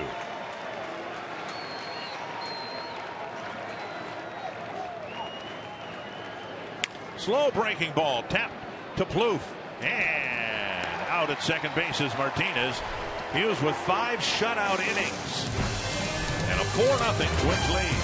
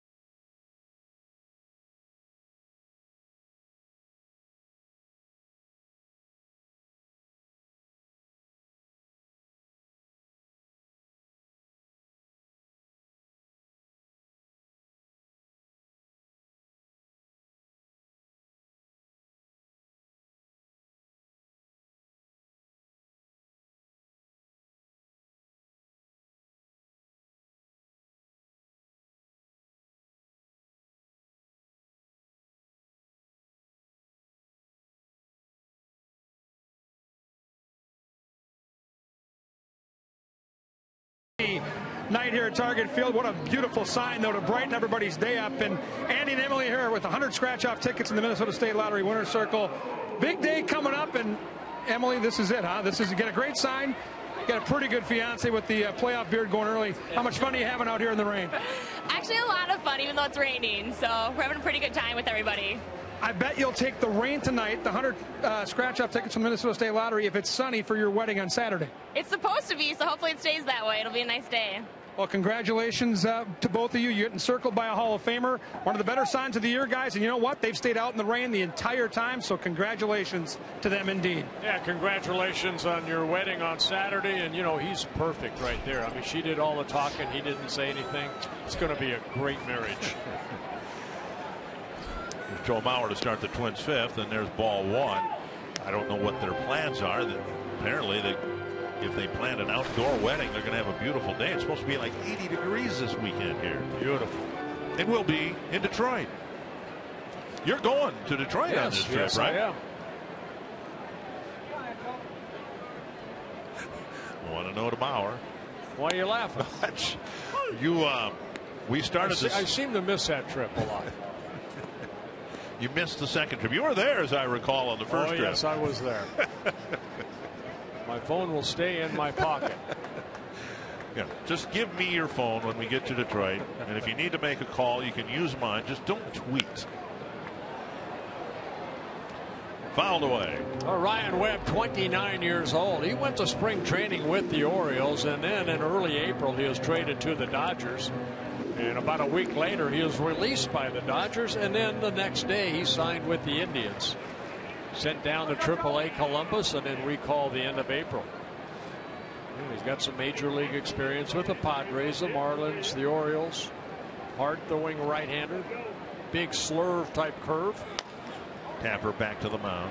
A good sinker right there against Joe Mauer. One down. Zubaz Palooza returning to Target Field. Special offer includes a reserved seat for the game on Friday, October 2nd. Twins taking on the Kansas City Royals, and you'll get your very own limited edition Minnesota Twins Zubaz pants. Take advantage of the special offer, available exclusively by logging on to twinsbaseball.com/Zubaz. So you want the Zubaz, you want the stocking caps, and you'll be tricked out for the winter down in Florida. Well, if I'm getting ready for the winter caravan. With the stocking cap. Yes. Your Sano. And his Zubaz.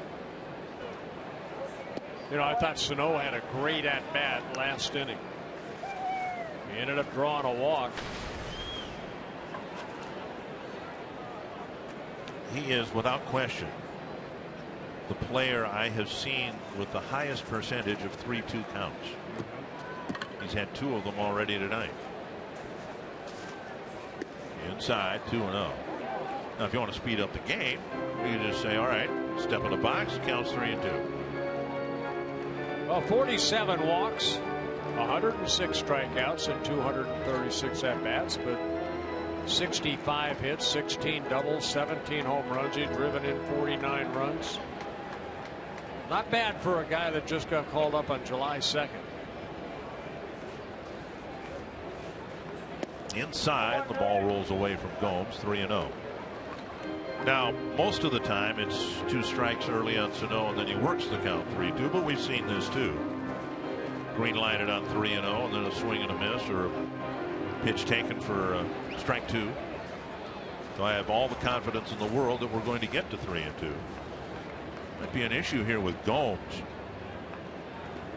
Or is it with the pitcher Webb? I think the footing out there. Yeah. Webb slipping a lot. Maybe asking the ground crew to come out, which they're coming out with some diamond dust to kind of flatten out the area or dry it up. Especially, again, the landing area. Right there where he's doing all the raking. So great rookies. And again, none of the 4 that are listed there were with their teams at the start of the year.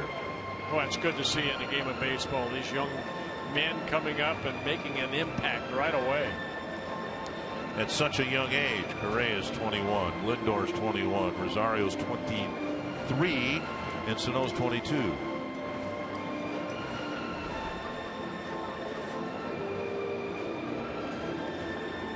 How many times did you do this in the middle of an inning where you felt you needed a little better footing? And no one's going to complain about it. The last thing any Twins fan wants is for Webb to slip out there and throw head high at Sano. Yeah, you never had to worry about it at the Dome, but over at the old Met, we had a lot of days like this, nights like this.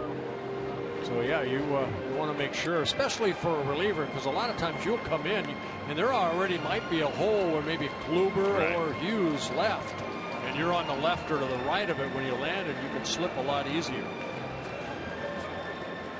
So good job again by the ground crew, manicuring the mound to Webb's desire. 3-0 to Sano. Off the glove of Ramirez, and Sano will get a base hit.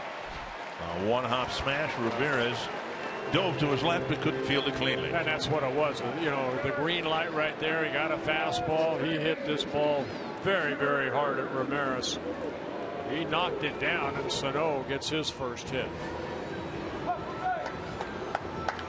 Plouffe will bat a single and a double. Plouffe early in his fourth inning at bat squared around to bunt. 3 times he did that. He took 2 balls and 1 strike. Then he smashed one down the left field line for an RBI double.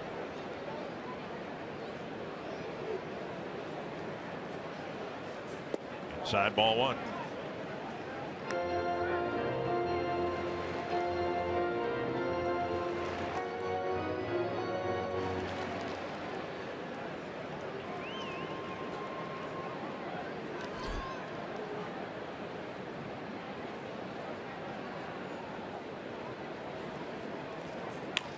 Down the left field line.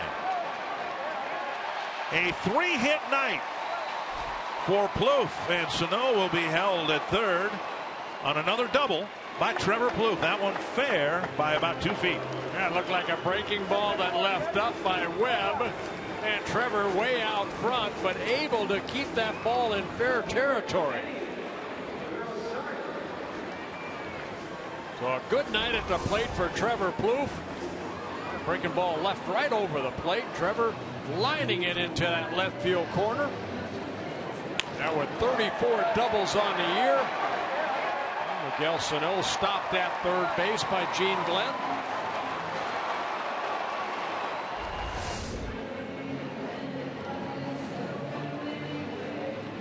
Mickey Callaway to the mound, probably reminding Webb about Rosario's first 2 at bats. I think Rosario has swung at every pitch thrown to him in this ball game. Yeah, you mentioned 10 right-handed relievers. The Indians have 2 left-handers out of that bullpen.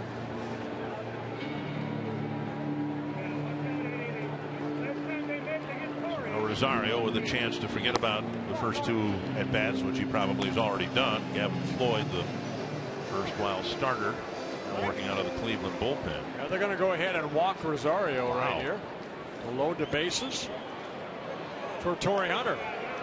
That surprise you? A little bit. Given how Rosario's fared here tonight, and as anxious as he's been to swing, they won't give him the opportunity here in the 5th.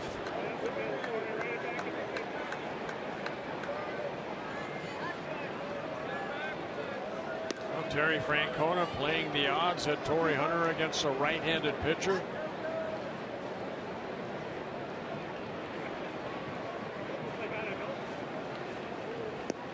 Force out at every base here with 1 out.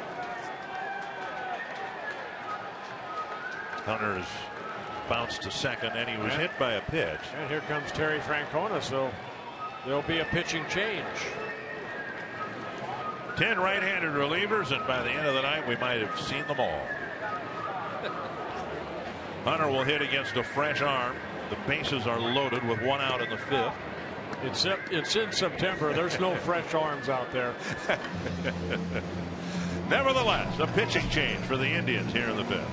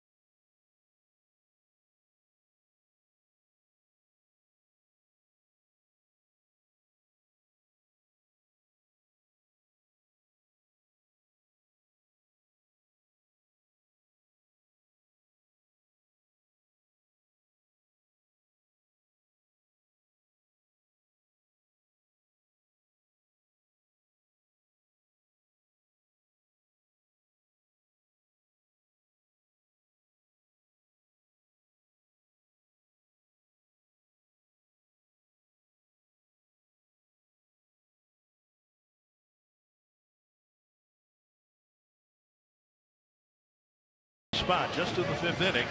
But the bases are loaded with 1 out. Yeah, Shaw used the most out of the bullpen by Terry Francona, making his 69th relief appearance, and he'll be facing Torrey Hunter here. Now in Cleveland back on August 7th, Torrey Hunter hit a home run, a game-winning home run off of Brian Shaw. That in the 9th inning in that 10-9 Twins win. And that, like Dozier's here tonight, an opposite field home run.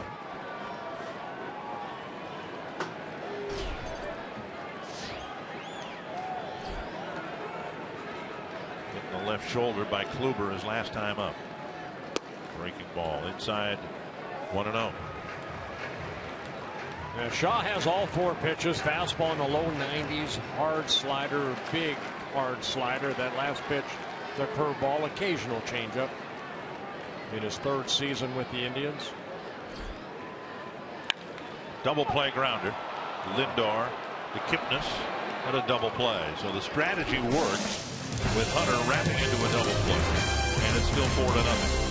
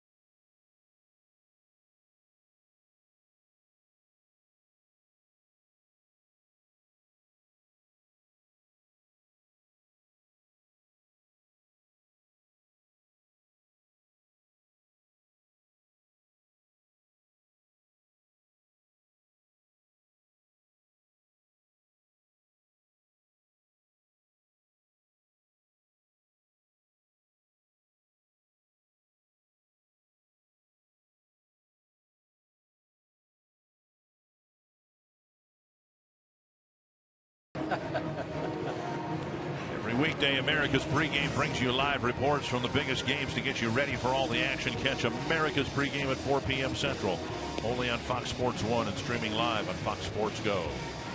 Well, Phil Hughes did get 5 innings in. He ended up throwing 66 pitches, 46 for strikes.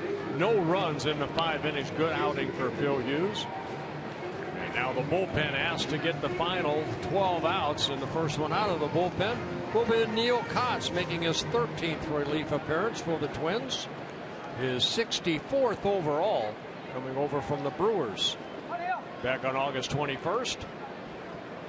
Well, the Twins go to their bullpen here tonight, looking for 4 effective innings of relief. Kotz will face Kipnis, Ramirez, and Lindor. Twins had a great chance to add to the lead. Now they need an orderly performance by the bullpen, and the missed opportunity in the 5th won't matter. 1-0 to Kipnis. And a strike. Indians have had issues scoring runs this year. Kipnis, one of their better hitters. And he lifts one to left to the corner. And Rosario running back, still with room. Makes a lunging reach for the catch on the warning track. He caught that around his knees, it looked like.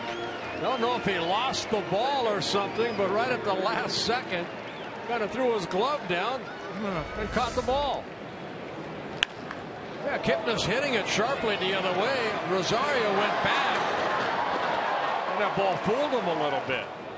I think he went back, and then the ball comes drifting back in. A great catch. Quite an athlete out there. And then the, what me worry look afterwards, like I had it all the way. Here's Ramirez.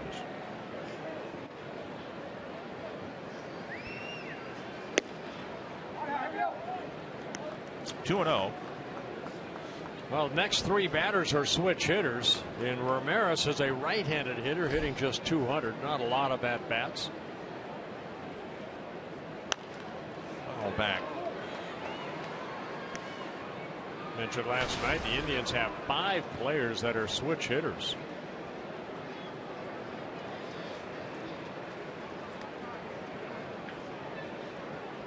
They're all in the game now. Check swing. It's amazing with all that information that's available now. That's an interesting thing. Ramirez hitting just 200. Paul Molitor and the coaching staff, Ron Gardenhire did it too. That's all homework done by the manager and the coaching staff now. The strike call 3-2. In other words, for instance, tomorrow night we've got a night game, and then we fly to Detroit. By the time we land in Detroit at 2 in the morning, that homework will all be done on the plane. They'll be ready to play that series before we ever actually land in Michigan. You see Gene Glenn right there setting up the infield, where to play him right here. Foul back. Yeah, every coach has a job. There's Gene Glenn. But there's so much more to research, so much more information available to them. Like Tom Bernanski talking about how they're going to approach Kluber here tonight, because he's a guy that Tom said, we don't want to get 2 strikes on this guy because he could strike you out. Left side of the infield, Plouffe wants it. 2 down now for Cox.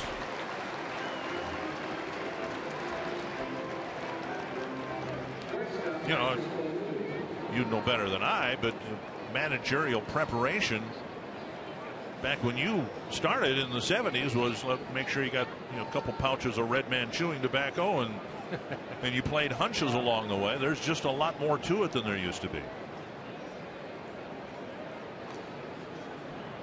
Here's Lindor. I think still your ground ball. Good inning for Cox. 1, 2, 3. And we go to the bottom of the 6th.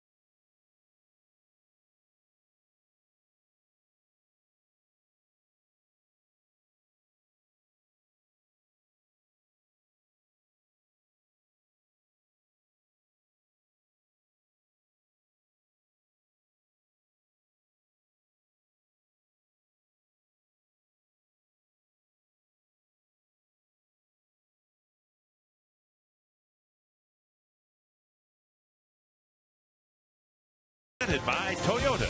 See where Toyota takes you. Test drive one at your Toyota dealer. Toyota, let's go places.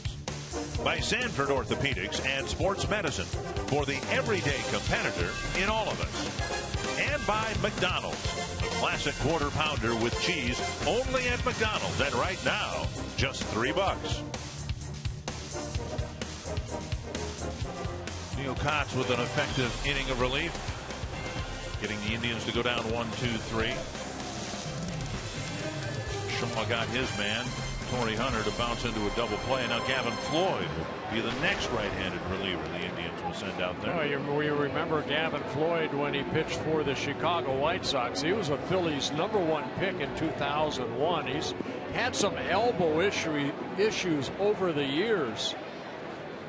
2013 had right elbow surgery, and then June the following year had his second elbow surgery, and then he re-injured it in March in spring training. Spent almost a whole season on a disabled list down in the minor leagues, rehabbing, activated on September 1st.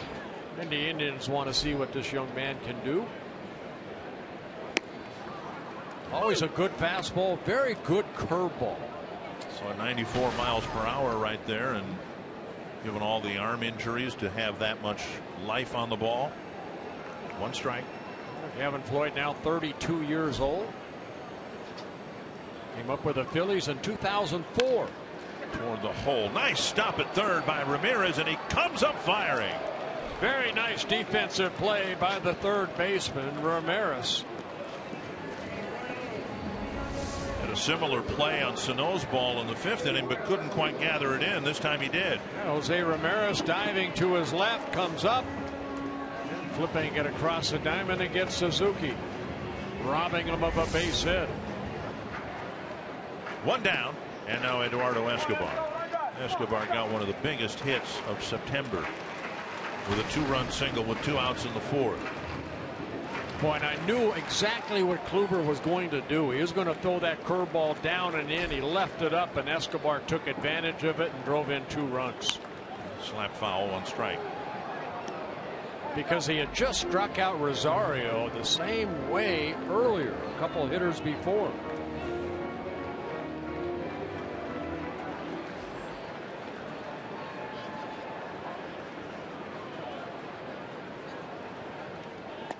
And now outside, 1-1. A light mist falling, and that's about it. Haven't had any interruptions at all on a night when we weren't even sure we were going to have first pitch. There's that good curveball right there. You know, a couple innings ago it rained a little bit harder, but this is about how the game was started too, in this misty light rain.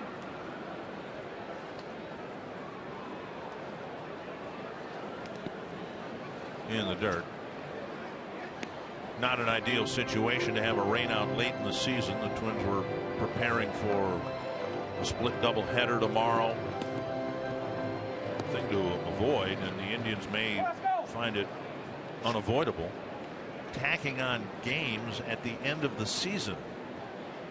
Indians have a game to make up with the Tigers. Very close pitch, ball 3.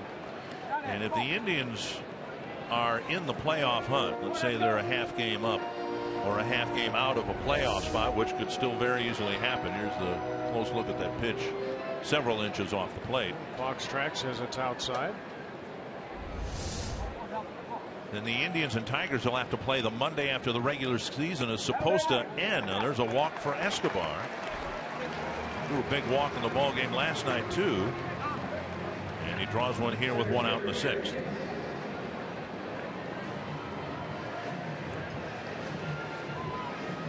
So the potential is there for a delay in the whole postseason schedule.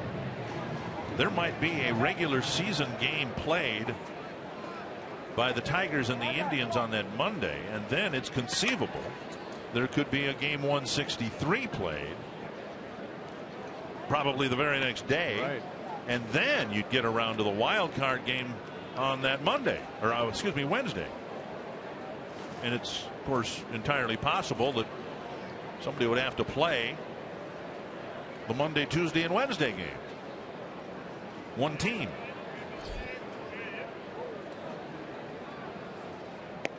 On the outside corner to Hicks. Hicks drew a walk his last time up.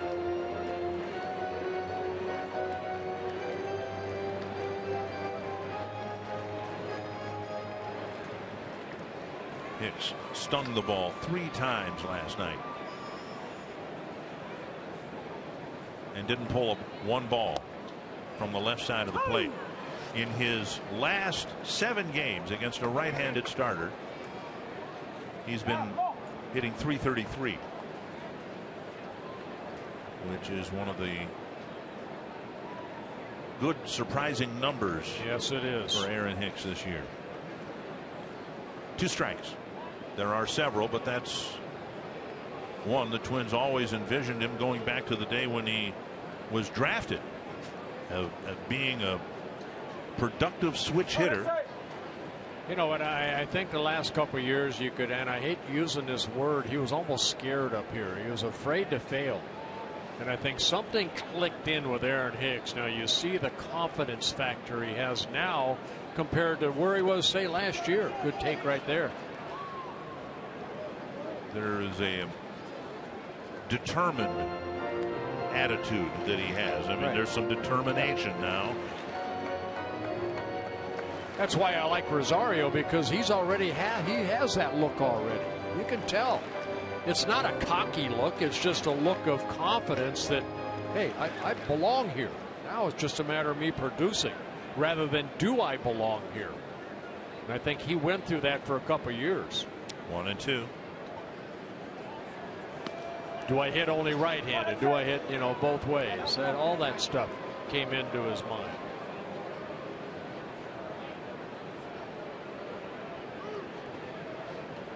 One and 2 to Aaron Hicks.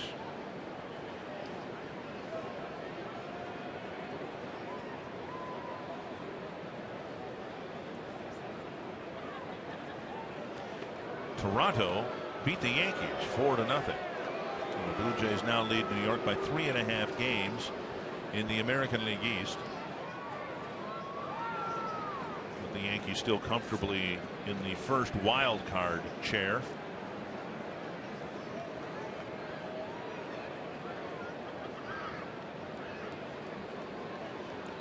One and 2 to Hicks.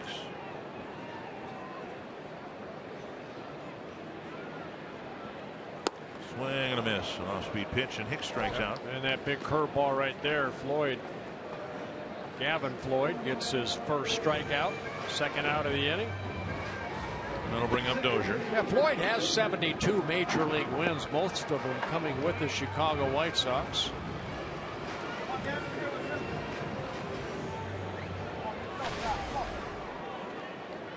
Dozier with a line out to Lindor in the first against Kluber, and then his first ever opposite field home run, not just this year, in his career.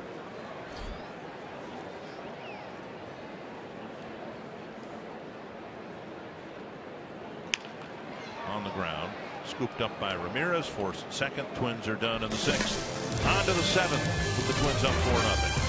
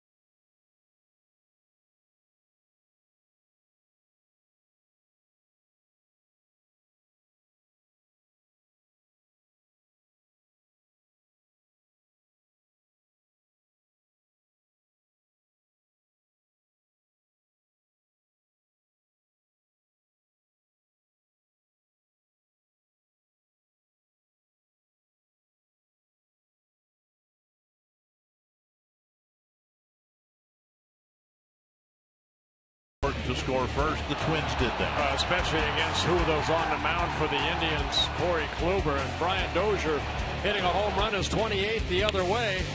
And then the Twins, a big hit off the bat of Trevor Plouffe, an RBI double that scored Joe Mauer. Biggest hit of the inning, probably Escobar's. 2 out, base hit that scored a couple runs. Twins had a 4-0 lead. Phil Hughes, Twins have to be happy at what they saw out of Phil Hughes here today. Couple ground ball double plays, turned behind him. 5 shutout innings, no walks, 4 strikeouts, 66 pitches, 46 strikes. Well, the Twins trying to patch the back half of this game together with 1 inning's worth of relief from hopefully just 4 guys. Yeah, Casey Thien coming in after Neil Kotz had a 1-2-3 6th inning. The 7th inning hopefully will be all his, making his 59th relief appearance. He worked here on Sunday against the Angels, a shutout inning in the 8-1 win over the Angels. Glenn Perkins just threw a handful of pitches last night. He might get an inning. Maybe Kevin Jepson too. Trevor May celebrating his birthday today. Likely won't pitch. His back spasms aren't completely healed yet. First pitch to Santana, called strike. Gomes and Chisenhall will follow.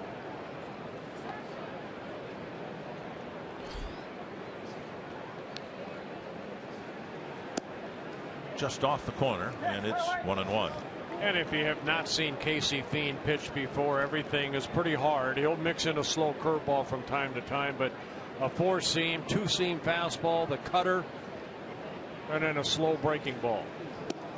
And Thien tries again for that outside corner. Misses. 2-1.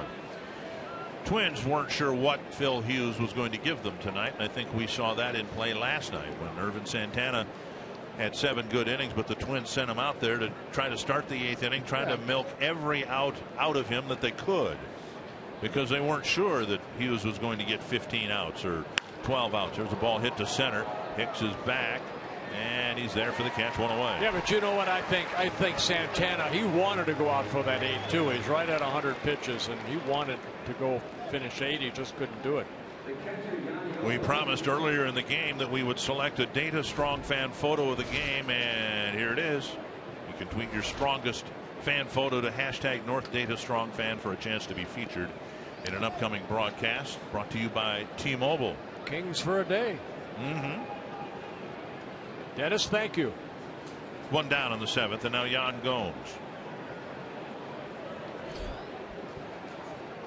There are no off days left for the Twins, and yeah, there's some extra relievers. Achter and Tonkin called up. J.R. Graham could be used in certain situations. Ryan O'Rourke, but it's critically important that the Twins starting staff not deliver any short starts from here on out. You can get by with a start like this, 5 innings, and then Kotz, and then Thien, maybe Perkins, maybe Jepson. Well, now tomorrow, when the Twins send Kyle Gibson out on the mound, you just can't have a 2 1/3 inning start at this point. No, you expect 7 good innings out of Gibson, as they got out of Santana. There's Ryan Presley. He's done for the year. He's had some lat problems. Check swing and a foul tip. And Gomes has gone on strikes. 2 down. And Casey Thien picks up a strikeout. Well, Gomes unable to hold up on that high fastball. And for Suzuki, all night games from here on out, except for Sunday afternoon's game in Detroit. And I would not be surprised to see Suzuki catch every game here on out. I don't know that the Twins plan on having Chris Herman catch, and if he does, it probably will be Sunday afternoon in Detroit, a day game after a night game.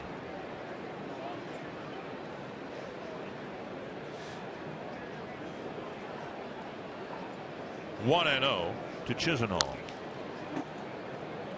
We told you a couple times before, the Angels did the Twins a favor by beating Houston. The Astros are idle tomorrow, so the Twins will have an opportunity, being the only team of the 2 playing, to pick up another half game on the Astros in the wild card standings. Right now, the 2 teams are even in the loss column.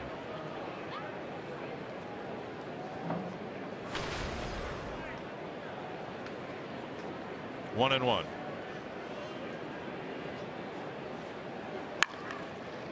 hard, but right on the ground. Escobar found it and picked it up and threw him out.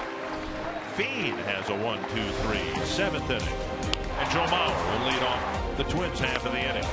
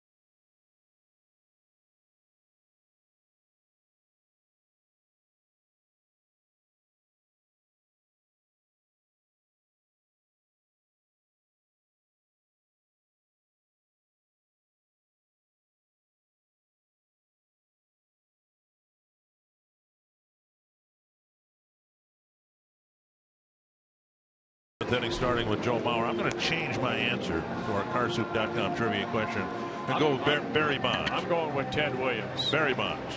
Ted Williams, okay. Hey, he won the MVP that year too, 1949. 84 consecutive games. Well, the very next year, Yogi Berra, who passed away overnight at the age of 90, had an incredible season. And look at what Yogi did in 1950. A 28 home runs, 322 batting average, 124 runs batted in, 116 runs. Look at the strikeouts. He had 597 at bats, and he struck out 12 times. Well, back then, guys didn't strike out a lot. But 12 times. Oh, that's incredible. It is. That's incredible. That's twice every 100 at bats. Well, One strike. He's quite a player.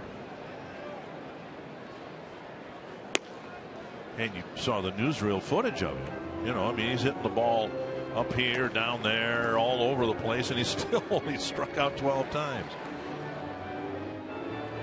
1-1 to Mauer. Gavin Floyd out there for his second inning of relief.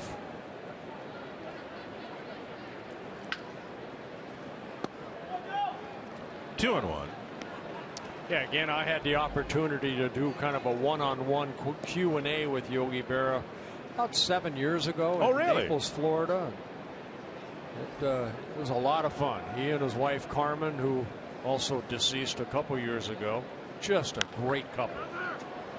Two hopper to Santana, to the bag, one away.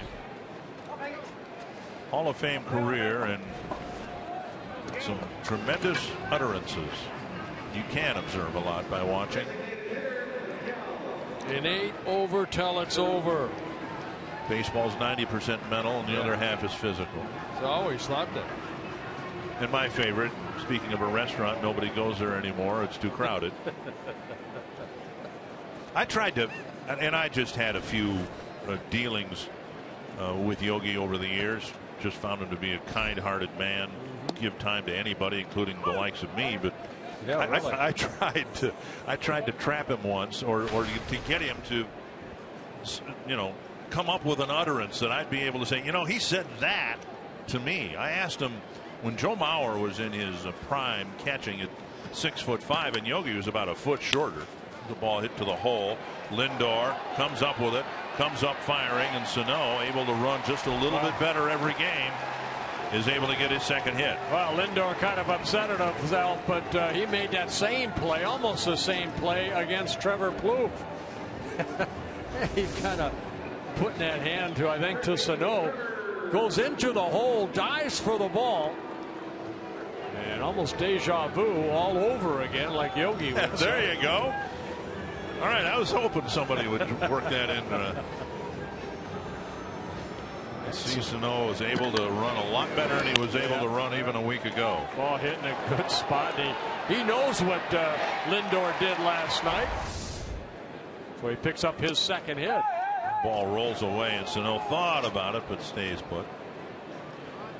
Anyway, I had a chance to talk with Yogi in the Yankee clubhouse once, and I was asking him about Joe Mauer at 6'5", you know, a very tall catcher, and Yogi was fully a foot shorter, I think, than Joe was, and was hoping he would say something that would be profound. It would be a Yogiism, and he just commented about, you know, the toughest thing would be for a tall catcher to get down, and it was a very good answer, but I don't know, I just thought I'd try to set him up for another Yogiism. You know what? I mean, he was 5'7". That's what they had him listed at. But I remember Don Larson. We see it over and over. Don Larson's perfect game where Yogi catches him and then he jumps into the arms of Don Larson. And how Yogi sat up for that final ball that he caught. He was almost standing up when he caught that ball.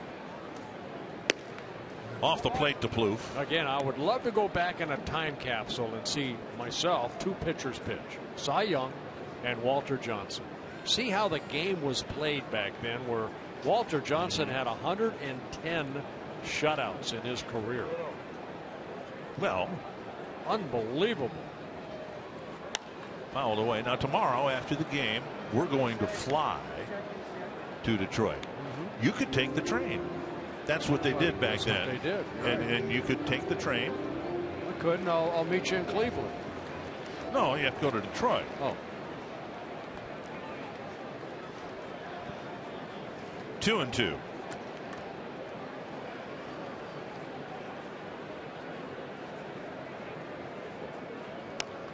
But see, that would have been fun back then, to go on the train with your teammates and just kind of hang out, play cards, whatever. Well, Trevor Plouffe, quite a night at the plate. A base hit in the second inning off of Kluber. Big RBI double that scored Mauer in the 4-run fourth for the Twins, and then added a double in the fifth inning.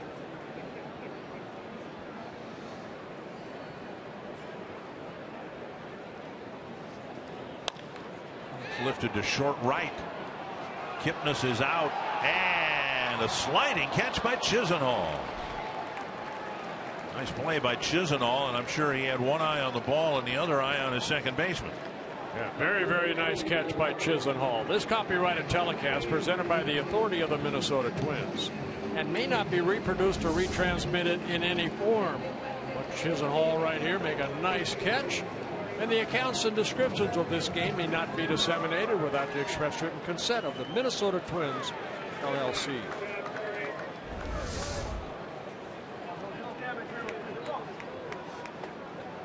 Two down in the seventh, and now Rosario.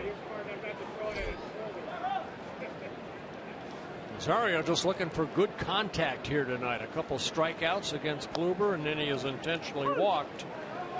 He takes a couple innings ago.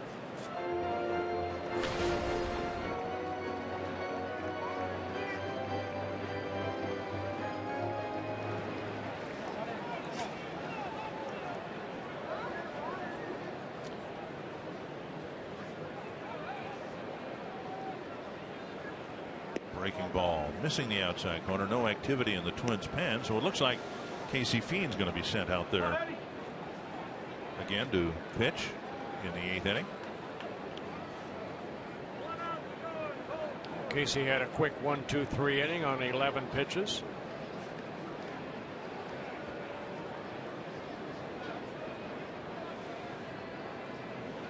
Gavin Floyd's best season came with the White Sox back in 2008 when he won 17 ball games, lost only 8. Pop foul into the seats.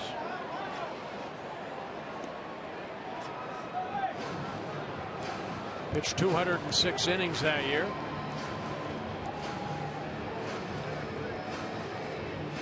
They pull for guys that don't want to give up on their career. They go through the couple elbow surgeries. Then in spring training this year, he thought, you know, he might make that starting rotation. The elbow flared up again, and it's more rehab.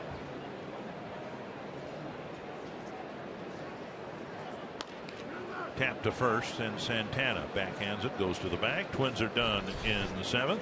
Miguel Sano got a base hit, even though Lindor tried to get it away from him and take a hit away.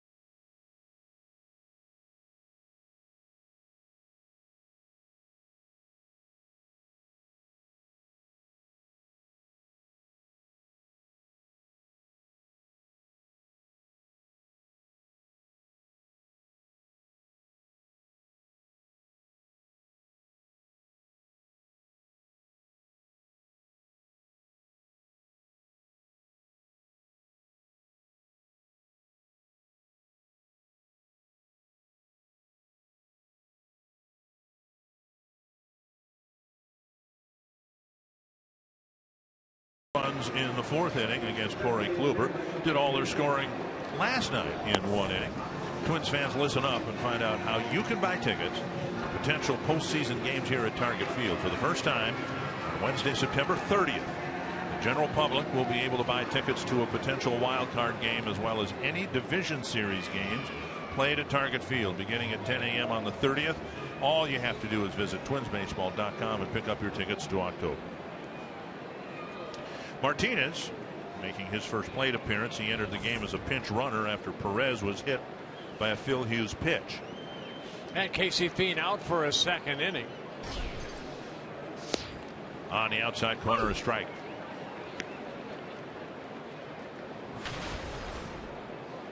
Martinez, a September call-up by Terry Francona and the Indians. Chop to the right side. Dozier to the ball. Mauer to the bag. 1 away.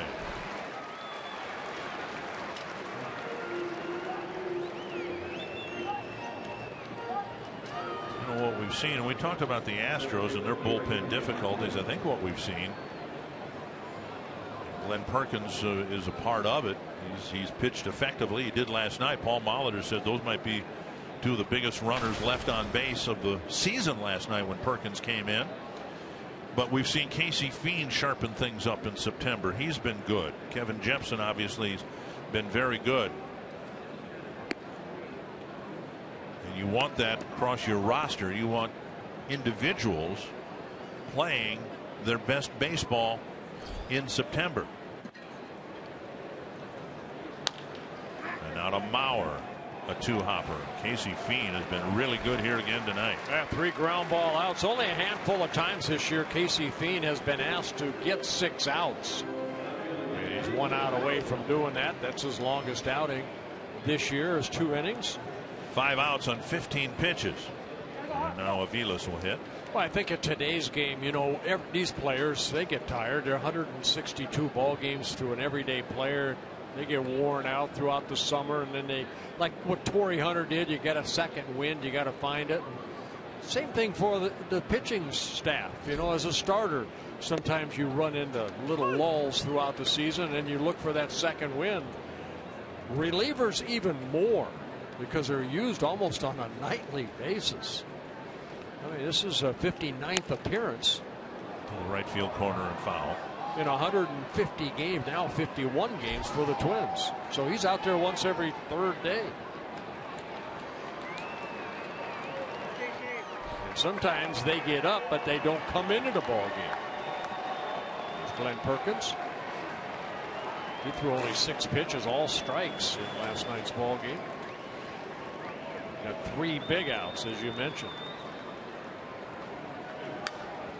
Fouled back. Jepson, the Twins closer right now, is leading the league in appearances. He's pitched in 71 ball games. But if the Twins can get through this game without using him, and that's the hope with Perkins getting loose for the 9th inning. 2 strikes to Aviles. Popped up, and Escobar in the outfield grass. 2 perfect innings for Casey Fiend. He takes us to the bottom of the 8th.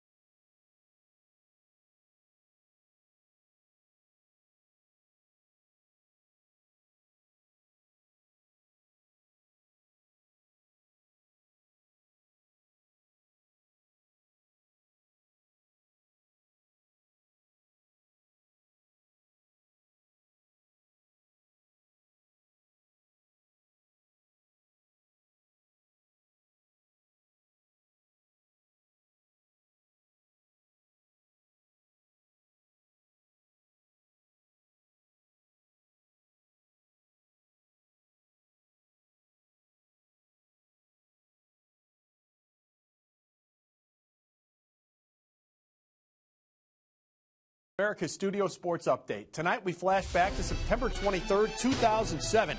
Torrey Hunter's last appearance at the Metrodome as a Twin. He stepped up to the plate with the fans rooting for a last bit of glory, but White Sox manager Ozzie Guillen signaled for him to be intentionally walked. We'll lead off this inning for the Twins as they enjoy a 4-run lead in the bottom of the 8th. Stay with us directly after the game. For Twins Live, presented by Central Link, we'll break down the performance of Trevor Plouffe. He's led the way offensively with 3 hits for Minnesota, an igniter tonight for certain. We'll also break down the start by Phil Hughes, the old 5-and-fly trick. It's the oldest trick in the book. And we'll bring you inside the Twins clubhouse. We'll hear from Paul Molitor, his reaction to getting this game in, maybe getting a win, and maybe, guys, be within 1 game of Houston for that second wild card spot. Yeah, it might be 5-and-fly for Phil Hughes, but I'll tell you what, it was a good performance. It really was. Twins needed that. Oh, and that could have gone so many different ways, right, you know, with his start, and that they got 5 innings, and then the hope is next time out, no pitch limit. He'll get his 100 pitches and pitch just as effectively against the Indians again in Cleveland. 1-1 to Hunter, and a breaking ball, strike 1 and 2. You know, the Twins are in a situation where, because they now are tied in the loss column with the Astros, you can't control your own destiny, but you, as long as you keep winning, you can at least force a play-in game. But when you're behind in the loss column, then you always need to rely on somebody else to help you out. In this case, the Angels did by beating the Astros for the 2nd straight game. Yeah, good swing by Torrey right there. Just got underneath that little slider. Yeah, you know what, though, but as Paul Molitor and really every player would say, you have no control of what Houston Astros do, or the Angels, or the Rangers. You have to take care of business. what's in front of you. Back to the glove of Floyd. One down. And the Twins have been able to do that. They did it last night. They started with that win after losing 3 straight to the Angels. The win on Sunday, had the off day. The win yesterday. They have the 4-0 lead here tonight. One down now. Suzuki. There's another game of some importance for the playoff field, and that's Texas and Oakland playing on the West Coast. And if the Rangers win that game, they'll have a 3-game lead over Houston, setting up the big series in Houston between the top 2 teams in the West. Fox Tracks presented by Carrier. And then it will be perfectly admissible. In fact, we encourage it. If you want to spend any time engaged with the games in Houston this weekend, go ahead and cheer for the Rangers.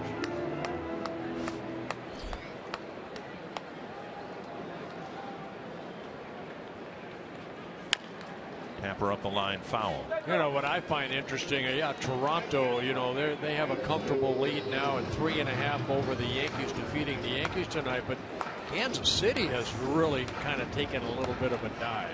Losing tonight to Seattle 3-2. They'd like to have home field advantage with the best record in the American League, but right now Toronto Blue Jays have that.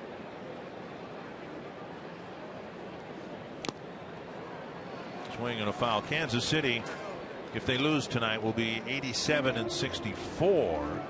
Toronto picked up its 87th win tonight, and they've lost 65. So there's still a half-game lead, I guess, for Kansas City, with the best record in the American League. But things aren't going well for the Royals right now. Right. Changing closers. Wade Davis will be their closer. Greg Holland's had some elbow issues. I mean, that's not bad. I mean, Wade Davis is a great pitcher, and so you have Holland pitch the 7th or the 8th. That's still pretty good. And you got Herrera. They have a very tough bullpen.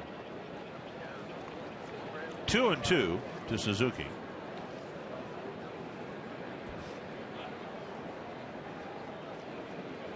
You might have a situation where if the Twins get in, the 2 entrants in postseason play from the American League Central will have changed their closers late in the season. I think the Twins are too inclined to take Kevin Jepsen out of the role he's in. And now Wade Davis will be asked to close games for Kansas City. 2-2 and a full count. September for some individuals is a audition for next year, and that's kind of what Gavin Floyd is doing right here tonight. This is the longest outing in relief so far. He's gone a couple innings, but here's a guy that I said won 72 ball games. He's had 3 right elbow surgeries, trying to come back and trying to show the Indians maybe this guy might fit in my plans next year. And Almonte in center makes a catch, 2 away. He's given up only 1 hit, and that was the infield hit to Sano in 2 2/3 innings. If not with the Indians, some other team will look at the 94-mile-per-hour fastball and the breaking ball and think, yeah, we can use one of those guys. Terry Francona's seen enough, and with Escobar coming to the plate, there'll be another right-hander, I'll bet, coming out of the Cleveland bullpen. Good job. Good job by Gavin Floyd. With 2 down in the Twins' 8th, and the Twins leading 4-0.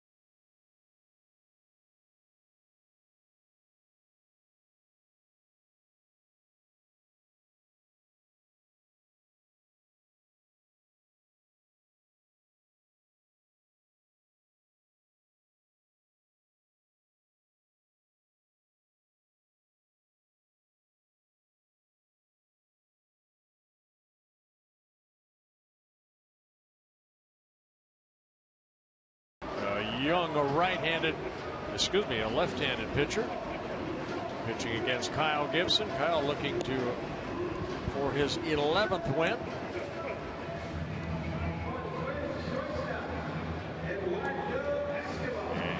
Cody Anderson will go for the Indians. He's had kind of a streaky season. He's been really good, really bad, and now really good again. Cody Allen coming out of the Cleveland bullpen for the 65th time. Yeah, 31 saves and 35 saves opportunities for Cody Allen, trying to get the final out here in the bottom of the 8th. Facing Escobar. 94 strikeouts in 63 2/3 innings. And a first pitch ball.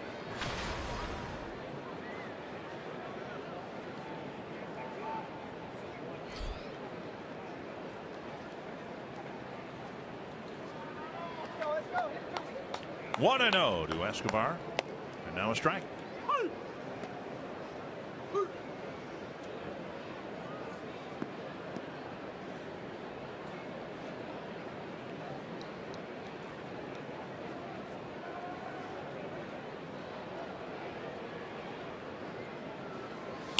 And lifted foul over the tarp, which has stayed right where it was at the start of this game. Yeah, I want to correct myself. Cody Anderson is a right-handed pitcher. I said. Oh, you said lefty? Okay. A right-handed pitcher. I'm sure that the tarp was going to be left rolled up once we started play, but that has been a very welcome sight for both teams. 1 and 2. Just outside. Yeah, Cody Allen, 26 years old, his 4th season with the Indians now, the closer this year, and he's done a very good job. Good fastball, hard curveball that he just missed right there to Escobar, along with a changeup.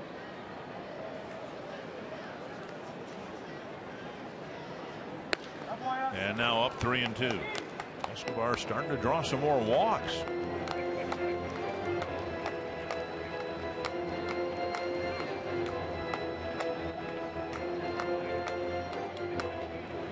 Allen last year saved 24 games for the Indians.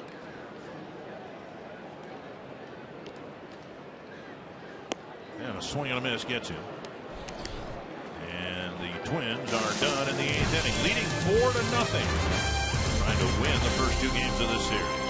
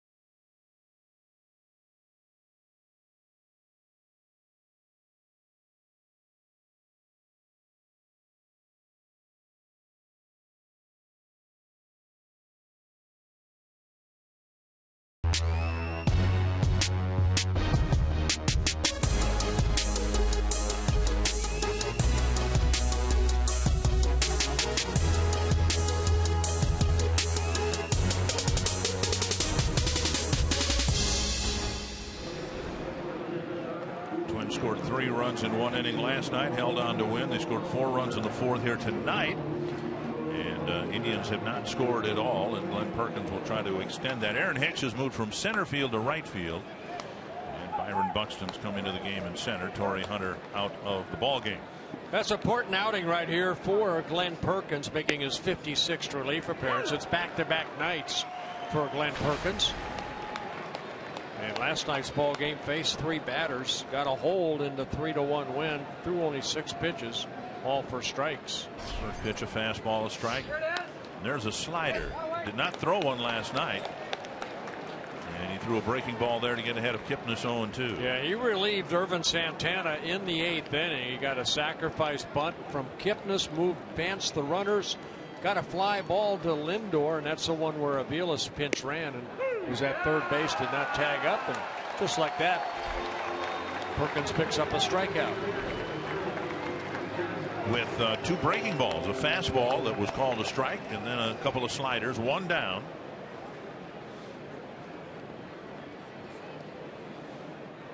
And this is, I believe, Urshela hitting. Chris Johnson. Oh, Chris Johnson, I beg your pardon.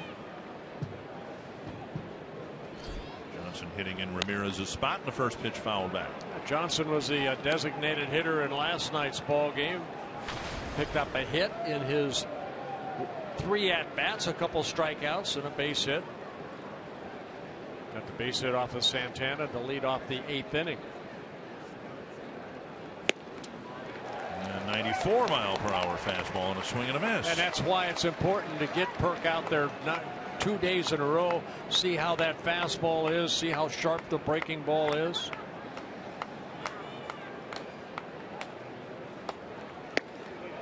Ooh, wow, where's that pitch?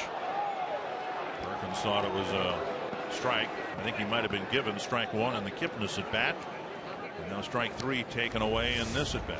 Bullpen's done a great job. Cott's 1, 2, 3 inning. Casey retired all 6 batters he was asked to get. And now 2-2. And the first annual Torrey Awards held this afternoon in the clubhouse. Awards for Twins dancing. Fouled back. Glenn Perkins won the creepiest dancer. I could see that. Did Mike Pelfrey win anything? I don't remember the list. 2-2 to Johnson, and a foul to the screen.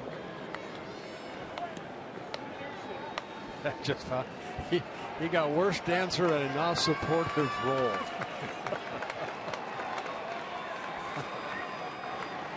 I think if I was in that clubhouse, I would have won that award. 9 pitches, 7 strikes for Perkins. Slider gets a weak pop-up right side. Dozier out. Hicks in. 2 down. And that'll bring up Francisco Lindor.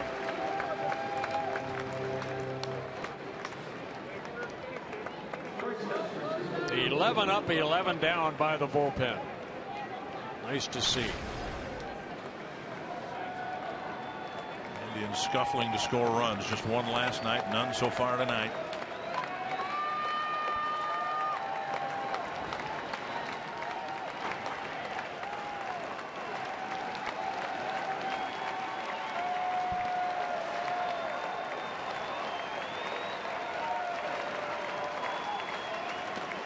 Breaking ball way out in front. And the Twins looking for their 13th combined shutout.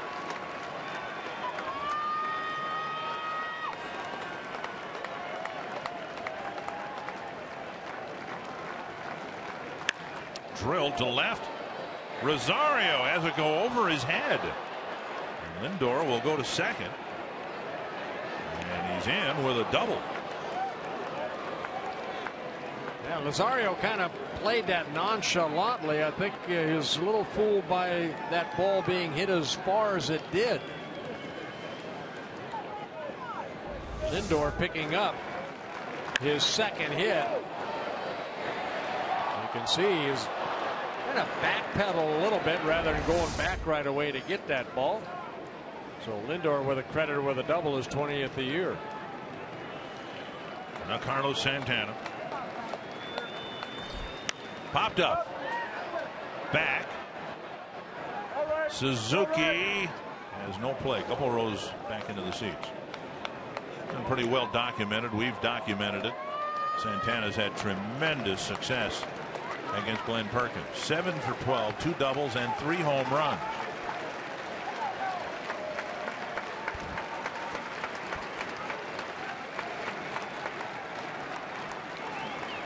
One strike to Carlos Santana.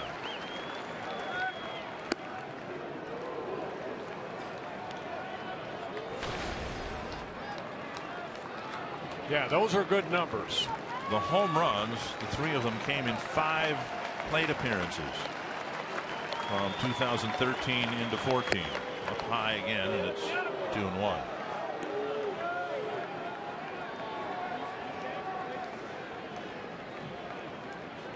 Santana's a right-handed hitter, a little better average, 266. Missing inside. And it's 3-1. And I think when you face a guy that has great numbers, you always find yourself in this situation. Behind an account. There's a drive to left, and Santana's got another one. And it's a 4-2 ball game.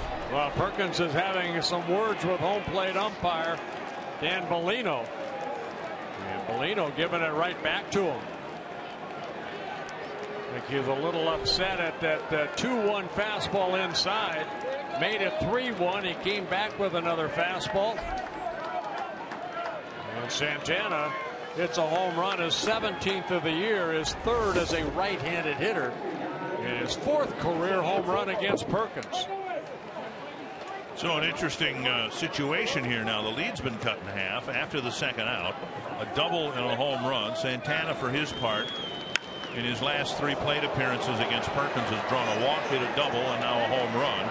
Here's Yan Gomes, 1 for 6 against Perkins, and the pitch lifted to short right. Dozier with the catch.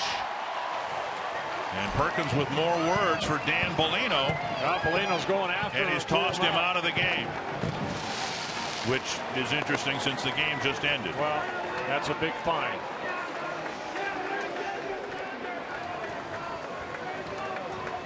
So the Twins, who, yes, they saw the Houston Astros get beat this afternoon. The TVs were on in the locker room. Now the Twins, with a win tomorrow, can draw to within a half game of the idle Astros. Tom Hanneman tonight. Phil Hughes was very, very good in the bullpen up until the 9th inning. Was perfect tonight. Yeah, keep the wins coming, guys. Dick and Bert, the Twins playoff push working in late September with 11 games to go, just 1 back. Up next on Twins Live, presented by CenturyLink, we'll talk about Trevor Plouffe. 3-hit night, a solid start for Phil Hughes. We'll hear from Paul Molitor, and we'll look ahead to the homestand finale tomorrow.